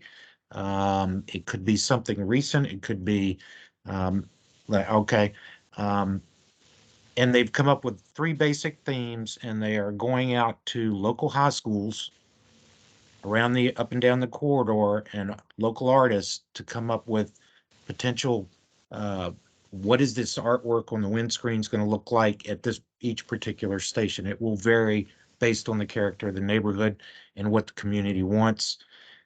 My understanding is once those items are submitted, they can submit for multiple stations or just one. That the executive committee will eventually pick that artwork, and the executive committee is Supervisor Stork and Lusk, my director, the DPD director, NVTA director, representative from VDOT. I mean, it's a fairly extensive group. That's my understanding. That may not be the way it goes. I would think there would be some community input on the selection as well, as far as the top ones at each station.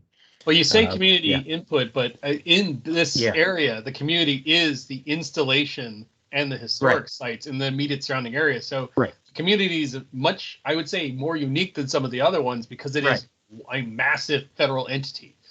Right. So the theme at the Fort Belvoir station is Woodlawn, Fort Belvoir, the old Davis Army Airfield. You know, do you do history? Do you do military theme? Are you looking more towards a Woodlawn historic theme, George Washington, etc. So there are various themes at each of these stations, and we're waiting to see what kind of artwork gets generated, then going back out to the public to see what do they want at these stations, and then finally coming down to whatever that windscreen is going to look like.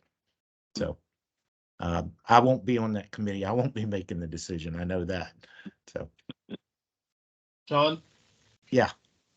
You came off mute there, so I wanted to let you. John Burns.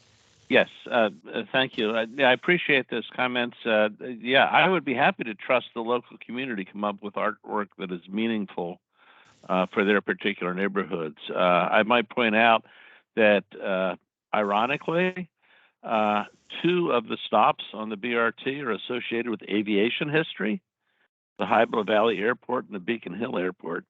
But anyway, my question was regarding that this appears to be the terminus of the BRT. And has any thought been given to terminating instead at the Army Museum? Eventually, this is intended to extend all the way to Woodbridge. This is all the funding we have at this point. And that will probably be extended to Woodbridge before the yellow line extends to Hybla Valley. I'm all for the Hybla Valley Metro stop. Walk to that.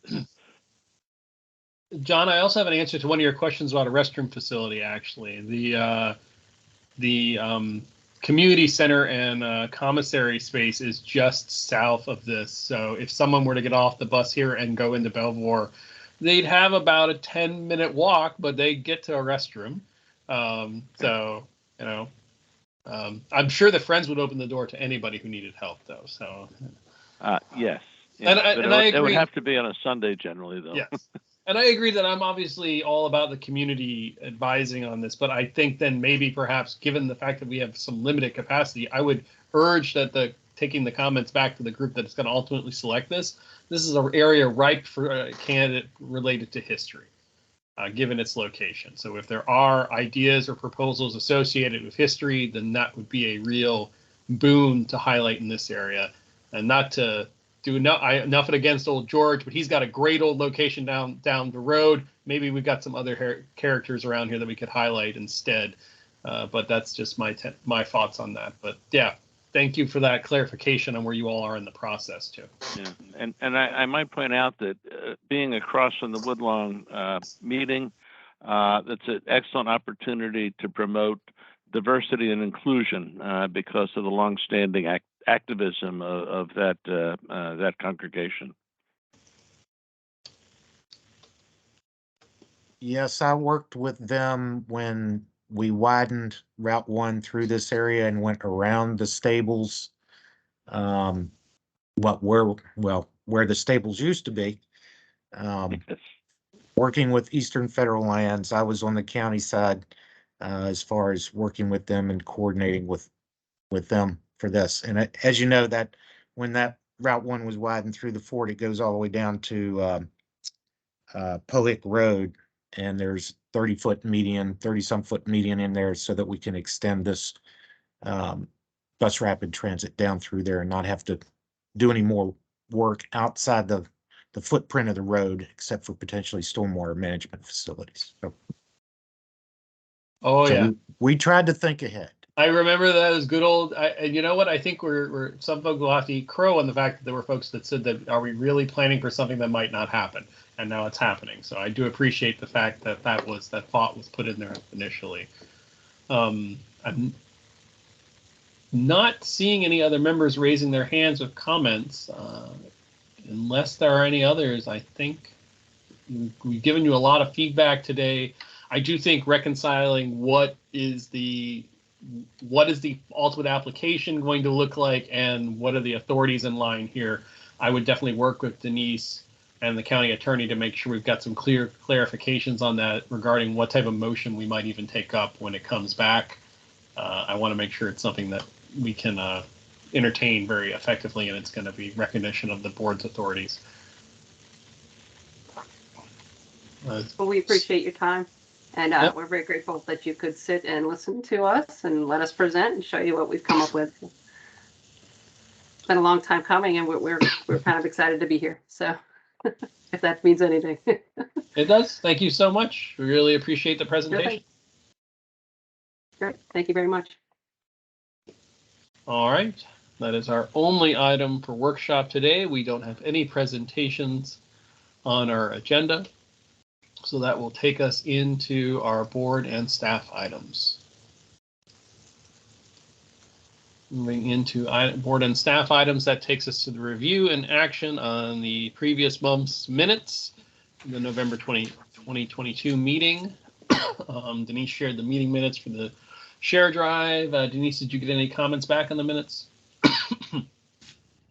I did not.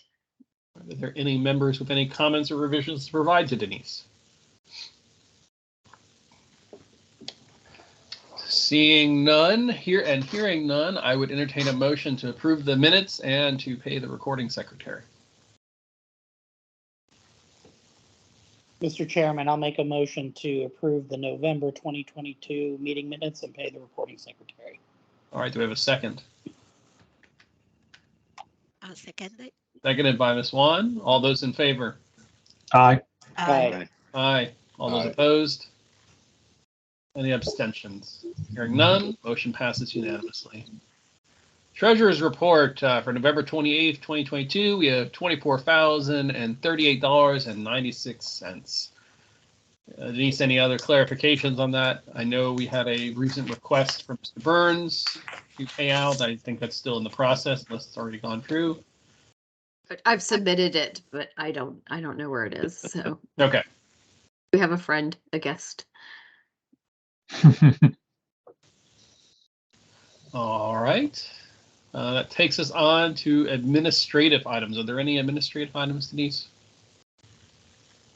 There is one. I wanted, well, as Mr. Burns alluded to earlier, I wanted to let you all know that on Tuesday, December 6th, the Board of Supervisors officially renamed Lee District to Franconia District, effective immediately. So you'll start seeing Franconia instead of Lee in all county correspondence and county produced media. All right, we'll look for those changes. Thank you very much.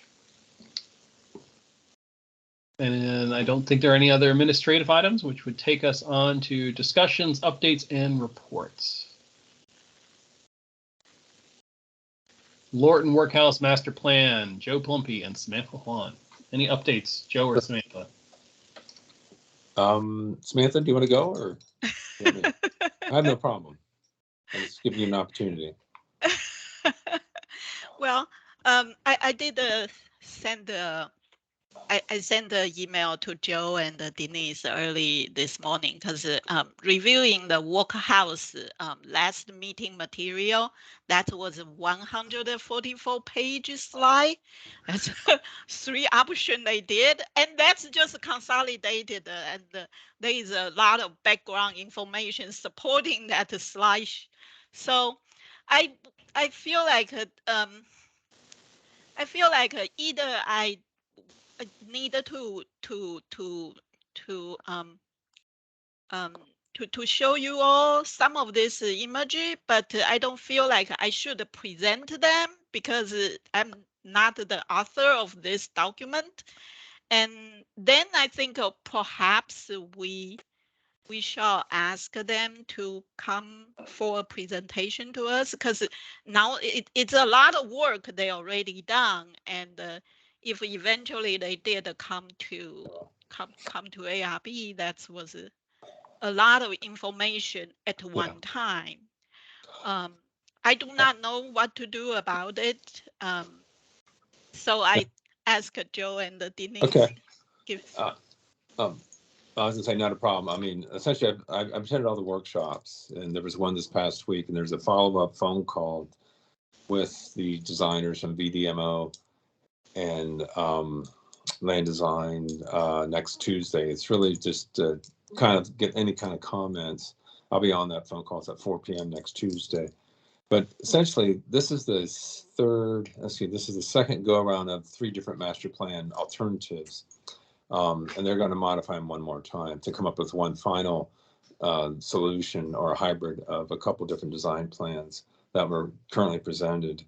I think you're absolutely right, Samantha. My feeling is that we will request them to come and submit their final plan, but also give a little kind of history trail of how they got to where they are today, after they, not today, but after they do the final master plan, which is probably going to be sometime first quarter of next year. And they're on schedule now to get, get the plan approved, present to Stork, Superintendent Stork, this is its jurisdiction. And the ultimate goal is this is a master plan. It's, honest to God, it's out there for like 25 to 30 years, master plan to build some of these things. And it's pretty far out there to the point where, they need funding, and there's no funding, honest to God. And they have some ambitions there. So I think it's a lot of, once the master plan is done, to do a public-private partnership for residential and retail development at a minimal scale to generate activity on the site. And then again, 80% of it still to be catered towards the arts and the cultural diversity that's there right now today. So I think the biggest driver, interesting of all of this, as you can imagine, Fairfax County, since there's no commuter station. So maybe we could have one of these 140-foot commuter stations going 123 to service station as a spur. But unfortunately, that's not in there. So the driver here is parking, because there's plans to do a 3-story parking garage at the backside of the site, i.e. this is, it's like, 2,000 to 3,000, about 2,000 parking spaces. So it's for peak use to have to provide that. So that's a big number. I think approximately 2. So that's the thing that's going to be stalling this project out, is the cost to build the parking. So I suggested is perhaps they do shared parking, offsite shared parking to minimize the cost, blah, blah, blah. And they're going to entertain that. But there's economic consultant on board that is kind of driving numbers and everything for costs and so forth. I mean, the overall cost of the project, when it's all said and done, built, is just shy of $300 million to do all this stuff. And that's over a course of 25 years. But honestly, they need to have a good, strong effort over the next 5 years to really do some impact there, or else, or else Lorton Workhouse will stay as it is right now today, kind of a unique place that needs some activity, shot in the arm. So not to play it down, but it does need to happen. So anyways, well, I will keep you posted. What I'm excited about is see what they come up. I think we're getting closer to where it wants to be, from music venues to cultural arts to historic preservations, of course. One thing they keep on bringing up is just, and it's interesting, one of tonight's cases with the preschool was taught, and a lot of you guys all commented is, Mr. Daniel, you've said it very well, is that, it's very stark what's there now. If you have 2 children who like to, animate it. So I think that's the same thing that they're looking at, is how can they push a little harder to kind of get some different amenities, design opportunities to make it attractive instead of a sterile environment. I mean, it is historical, but I don't think that would be an issue here. I think there's creative designers, and us as creative design reviews, we can make that happen. So I think it's really important to us to have an open mind to see how we can incorporate new design without impacting the historical value of the property. I guess that's our tour for this. I mean, you guys have all done it from day one on Lorton, but it's just maybe amp it up more as more proposals are presented. Long-winded answer is that look for January, February for the final master plan, I think, of this thing. Sorry it takes so long. Thanks, Joe. No, I think that's helpful information on that presentation. It sounds like we're going to have a lot to look at. Hopefully, any presenter will keep in mind the kind of expediency that the last presenter kept, and really taking my 3 minutes to heart and wanting to speed through their presentation, so we can focus on the design and the key aspects of it. But yeah, no, I thought you all gave great comments. I missed one workshop, and it's one of the ones I was most interested in when I saw this one, and so I was happy to see all the comments you all gave on that one. So, any other comments from members for Joe or Samantha? All right, seeing none. Bylaws update for the August recess. Denise shared Mr. Zellman's email with his draft language. I know you all just got it today, but Mr. Zellman has been feverishly working for us on drafting some language to potentially be able to do our August recess like other boards and authorities do. Folks, at any chance, obviously give some comments to Jason, but Jason, you got anything you want to share on that one? Well, I apologize for my tardiness. I am in the middle of a trial right now. But I wanted to do 2 things. Denise had given me some template language, which was very helpful, and I appreciate it. And I wanted to do 2 things. One, make it clear that we want the August recess as part of this language, and then clarify in the language that if for some reason we felt we needed an August meeting, we had the ability to do that. And I just wanted to make the language in here clear that both we have the ability to have an August meeting if we want one, and then there's still the language in there that if for some other reason we need some other type of special meeting, we have the ability to do that as well. So I didn't want to make it overly complicated, but wanted to leave those options available. I mean, I think it's what we're looking for, and I have a hard time believing the county attorney and the board of supervisors wouldn't be on board for this language. All right, any questions or comments, Jason? Not seeing any, so if that's the case, I think, I think the next step, Denise, would be sending something, obviously giving folks a chance to look at it, to digest it, and then after that, if anyone has any comments, share them with Jason and Denise, and then we would probably send it along to the county attorney. And then, as you all know, when we did the process for updating our bylaws previously, we have to go through what is a very long-winded process of just getting our bylaws added to the agenda for the Board of Supervisors. So we're trying to do this with as much time as possible so that if we wish to avail ourselves of it, it will actually occur. John, I saw your hand go up. Yeah, may I suggest, Mr. Chairman, that Mr. Plumpy propose this as a motion so that it might be in place for this coming August? a motion to send it forward for, I'm sorry, I want to make sure I understand what you're. Okay, this was something that Joe's been a strong advocate for.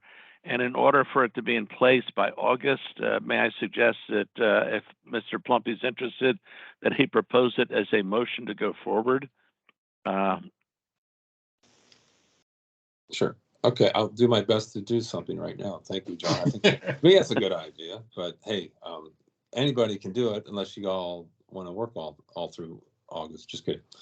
So in any event, I'd like to make a motion that the Architects Review Board submit formally to the Board of Supervisors to recognize us submitting our request for recess during the month of August, starting 2023 and forward.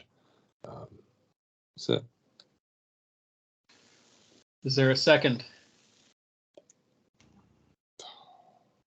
Second. Okay, I was gonna say, Kay, I thought you were seconded, but I don't think I could hear you. So seconded by Mr. Zellman.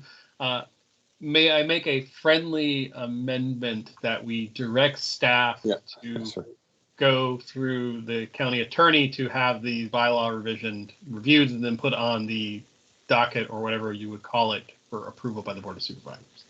Sure thing. I accept that friendly amendment, Mr. Daniel. Mr. Zellman? As do I. All right, we have a motion with a friendly amendment. All those in favor? Aye. Aye. Fastest eyes I've ever seen. All those opposed? Any abstentions? Hearing none, the motion passes. So Denise, you can take that forward to the county attorney and then move forward the process to have the update made to the bylaws. All right. I think I'm just going to piggyback right on top of that since we're talking about bylaws, just so I can bring this up. I just want to I want to thank several members. I want to thank Kay, John, Joe, and Elise for all being there at the November meeting, making your presence available so that we could reach quorum. For various different reasons, you had circumstances that were that really inhibited, but you were still able to be there and get us through that. So I really appreciate that. So thanks so much. I know that was a big ask, so thank you so much on that front. I just want to recognize that. On that front, I just want to highlight that I currently am utilizing our bylaws to undertake steps to notify the clerk of the Board of Supervisors regarding particular absence situations that we have been facing that is kind of leaving us short-staffed regarding members, because I think, as you've all seen, with folks having to recuse themselves and obviously just life in general, I mean, we built in the new policy that allow folks to be able to take an absence with a excused request, and it shouldn't be that hard for us to have 6 folks here. So I'm going to be utilizing those with Denise, and we'll see what we can do. The reason I bring this up is if you know someone who's interested in the ARB in the future, while it's one step to say we have vacant positions, it's a whole nother step to recruit somebody to actually join our crazy circus. We obviously are always in need of architects, and obviously master planners are always greatly welcomed as well. We do have a lot of flexibility for other positions. We do have some requirements, but we're still meeting those requirements, I think, right now with the architects and the attorney and the archaeologist that we need to have in the landscape architect. So, and then our ex officio members. So you can have quirky folks like me on the board too, who are architectural historians. But what I would say is keep that in mind. We don't have to do anything about that right now, but that is something that I'm pursuing so that we will have a full complement at any given time. Thank you. All right. No real discussion needed on that unless someone has anything they want to add. Otherwise, I'll move us on to correspondence. Denise, you got anything else? Well, I do. This is Michelle. Michelle, go right ahead, Michelle. You know, I had asked if we could have a status report on the project to update the Historic Overlay District guidelines. Yes. Which we started, 2 years ago now, at least, perhaps. And they seem to have gotten lost. I Sure. had you lined for that for old business, since Oh, it you was want something that that was for on the, old- but Okay. as well as your metropolitan, the flood protection project. I had those noted. And Okay, I thank definitely you. know Denise was going to get to them. Thank you. Denise, did you have any other discussion ones? I Otherwise, was going to talk about the coastal storm flood management. Okay. At correspondence, just because it was something that came in for you all, but we can do it at any point that you want to talk about it. let me just throw in there before you get to that, the announcement I think that I should make instead of you, that our fair Denise has accepted the position to take on the director job that you saw in the email I shared.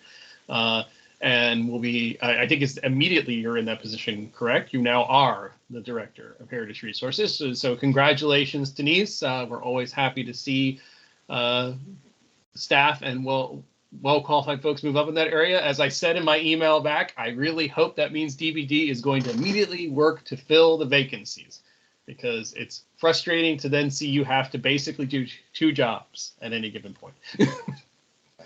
Thank you all. Yes, I believe me, since it's under my control, I will be trying as fast as I can to get that position filled. I hope I don't have to go another 9 months doing 2 jobs.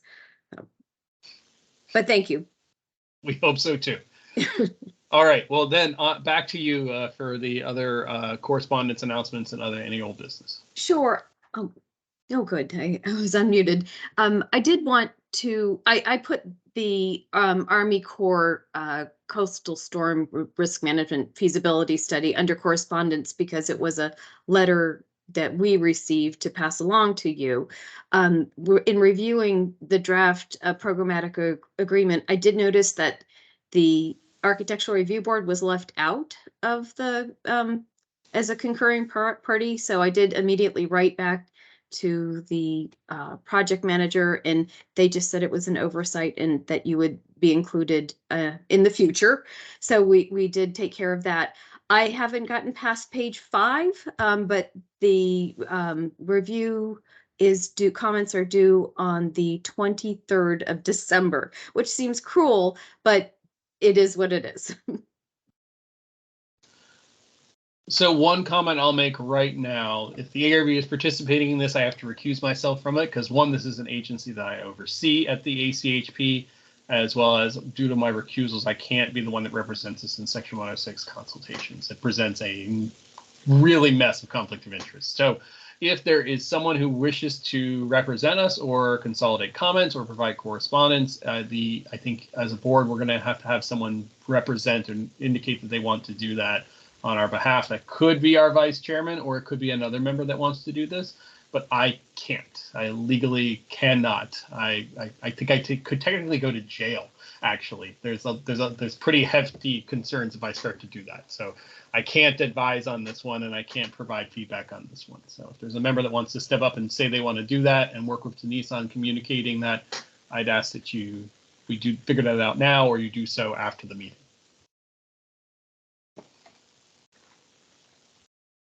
Not to scare anyone away from doing it. It's just literally what I do in my professional job, so I can't. John, you're muted. Sorry about that. Yeah, I think that this maybe should probably fall to Michelle or Steve or I, because primarily the impact of this is within our magisterial district. I have been in touch with several people who reside in the area called New Alexandria, which is centered kind of around the Bellevue Shopping Center and eastward toward the river. And they're kind of freaked out by the proposal of a flood wall that will cut them off from access to the river, except at those 2 street crossings. And so that they're becoming more active and getting their condo boards involved and things like that. But this is a fairly significant change in the what in the county jargon would be a potential heritage resource in the county, which is New Alexandria, and all of which was built primarily in the 1940s and early 1950s. So that's coming down the pike.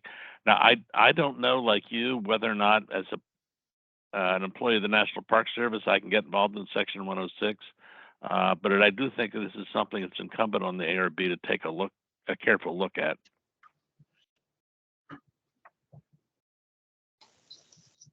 Any other comments from members here?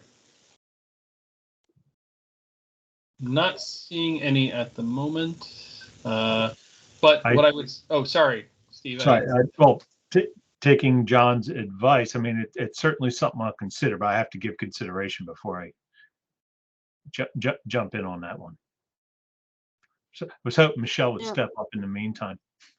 I'd like to just add that, I mean, I myself, as I told Laura and Denise back in July when we first saw the initial documents that were about the feasibility study, I personally am against the project as a whole, not because of any effects it might have on historic resources, but I think it is something that the United States government should not be spending money on for building flood walls to protect property from rising water, because that water is just going to continue to rise.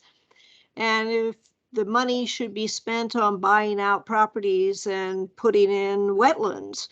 I just am absolutely against the building of flood walls. And if they're going to do something like this, they really should be building a levee and trying to protect the George Washington Memorial Parkway and put the parkway on top of the levee. And then it obviates the need for all these flood walls. And I said that to the Corps on my own as a private citizen. But this PMOA, draft PMOA that we just got for review, sounds like, the way it's worded, it sounds like they've already decided to go ahead with this study, and not just a feasibility study. They've actually decided to go ahead with building the seawall. And they've actually selected 2 alternatives. But I've not seen any documents that explain their reasoning for getting to that position. So I'm not sure I'm necessarily the right person either.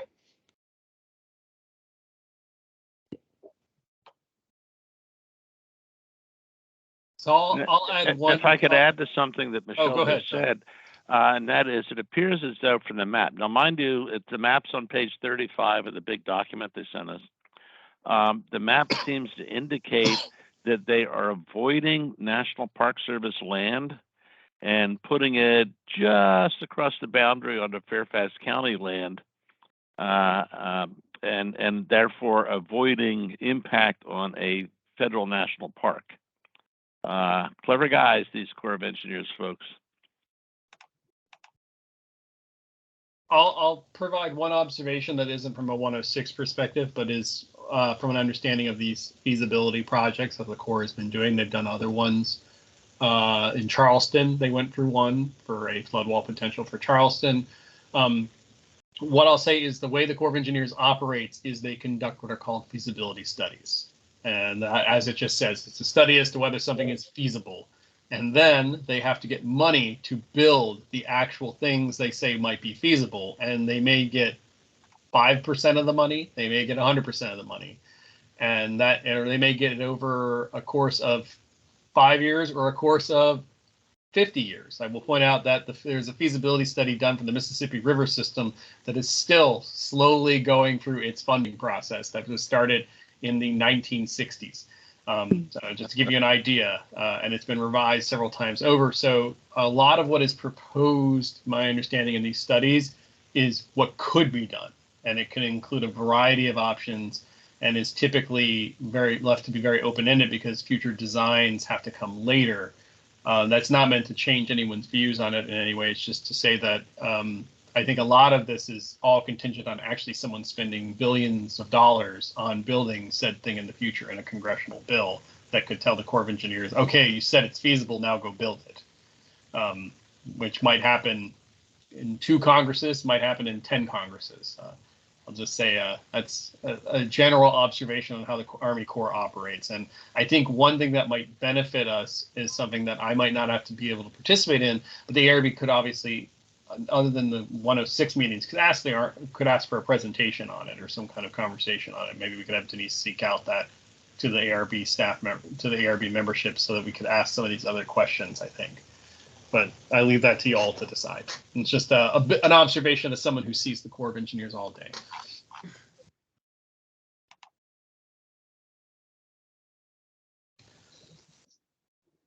Any other comments, questions? I don't see any more. Basically, I think right now it gets down to, if we want to provide feedback on this, a member is going to have to work with Denise to take up that mantle, since I cannot, unfortunately, bear that burden. Don't have to sign up now, though. All right. Denise gave us our deadline, though, for feedback, the 23rd, day before Christmas Eve. Fun times. All right. Denise, any other updates, correspondence, and announcements? No, no, I think the rest is old business. All right, on to old business. Report from the nominating committee and election of officers. Nominating committee, I believe, was Mr. Zellman and Mr. Kalinsky? No, Mr. Burns. no, Mr. Burns. Mr. Burns. Sorry, that was the year before that Mr. Kalinsky was on. Yeah. A baby will do a lot to your brain. Time is dilated for me over the last year. I want you to realize that next month my daughter will be 1. Wow. Already. All right. Anyway, sorry, Mr. Burns, Mr. Zellman, do you have your report out? I think Mr. Burns will agree with me. I know I followed up with Mr. Daniel, our chairman, to ask if he was interested in continuing to serve. Is he still eligible to do so? He said that he was. I understand that Mr. Burns reached out to Ms. Aubry to determine if she was still interested in serving, and she is. And I think John and I talked to myself to determine if I was still interested as being the vice president, and I said I was. And I don't think we've had anyone else say that they are interested in running. John, if you have anything to add to that. No, given your name on the meeting list, I was hoping you would do that in rap, but I'll have to work on that. But no, I have nothing to add for that. I indeed did ask Mr. Zellman if he's willing to serve, and he said he would be willing to serve another term. I might note that, Chris, you are ending the second year of your term as chair. The bylaws say that a chairman cannot serve more than 4 consecutive years, and so you're potentially up in 2024 as well. Just to give you a heads up on that. Yeah, I informed Denise and Jason of that when I got the ask that yeah, I think my time is up. My duck is cooked after one more. But thank you both of you for doing that. Jason, thank you for the introspection on asking yourself. Obviously, I will ask if there is any other member that wishes to nominate themselves to run to a committee. I believe you can if you wanted to, or to run for a position. I don't think I've ever seen that happen, but it could happen. All right. Seeing we have none, I believe we take a vote on the slate of officers as presented. Denise, does this require a motion? Right? This is how it works? I don't. Yes, I think. I mean, don't you all need to elect a motion to adopt the slate of officers? Yeah. Okay, I'd look for our nominating committee maybe to make that motion. John, I'd be more comfortable with you making that motion since okay. I'm on the slate of folks. Yes, makes sense. Mr. Chairman, I approve adoption by acclamation of the proposed slate of officers for 2023. Mr. Christopher McDaniel as chair, is Mr. J.Z., allegedly also known, AKA Mr. Zellman, as the vice chair, and Ms. Michelle Aubry as the treasurer. All right. Do we have a second for that slate? I'll second that. seconded by Mr. Kalinsky, I think. All those in favor? Aye. Aye. Aye. Any opposition? Any abstentions?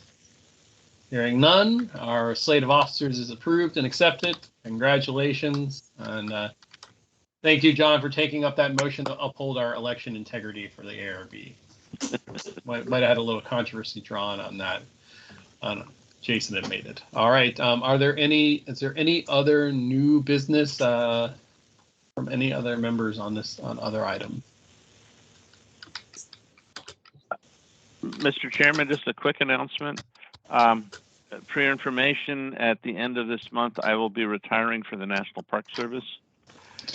I don't know if that means that I will be able to speak on federal preservation tax incentive programs, such as at Lorton and at the old Mount Vernon High School. I have to clear that with our ethics folks at the Park Service, but that's a slight change in my status. And so henceforth, you're going to have to use my home email address. John, congratulations. Yeah. And what was Yes. that date at the end of the month you said, or? End of this month. Yes. Oh, Wow. wow. Yeah, I was gonna say congratulations, Yeah, John. yeah. That's Job well done. Has it been like 5 years there? Only 5 years? How many? Actually, this next Thursday, I'm getting my 50-year pin from the National Park Service. Wow. Wow. Nice.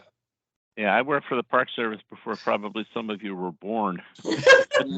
Yeah. Well, so did you mow yards first? Because you must have been 18 or so when you started. That's crazy. Yeah, Richard Nixon was president when I started. There you Who? go. Richard Nixon. Tricky Dick. wow. It's a long time, I agree. You know, it's interesting. That is a strength to work for one organization for that, but it's also a weakness because they've not been exposed to any other employment opportunities. And so there's a yin and yang in working for one place for that long a period of time. But it's fairly uncommon in today's world for someone to have that length of time at one place. Oh, absolutely. Well, congratulations for your stay and congratulations for your next chapter. Thank you.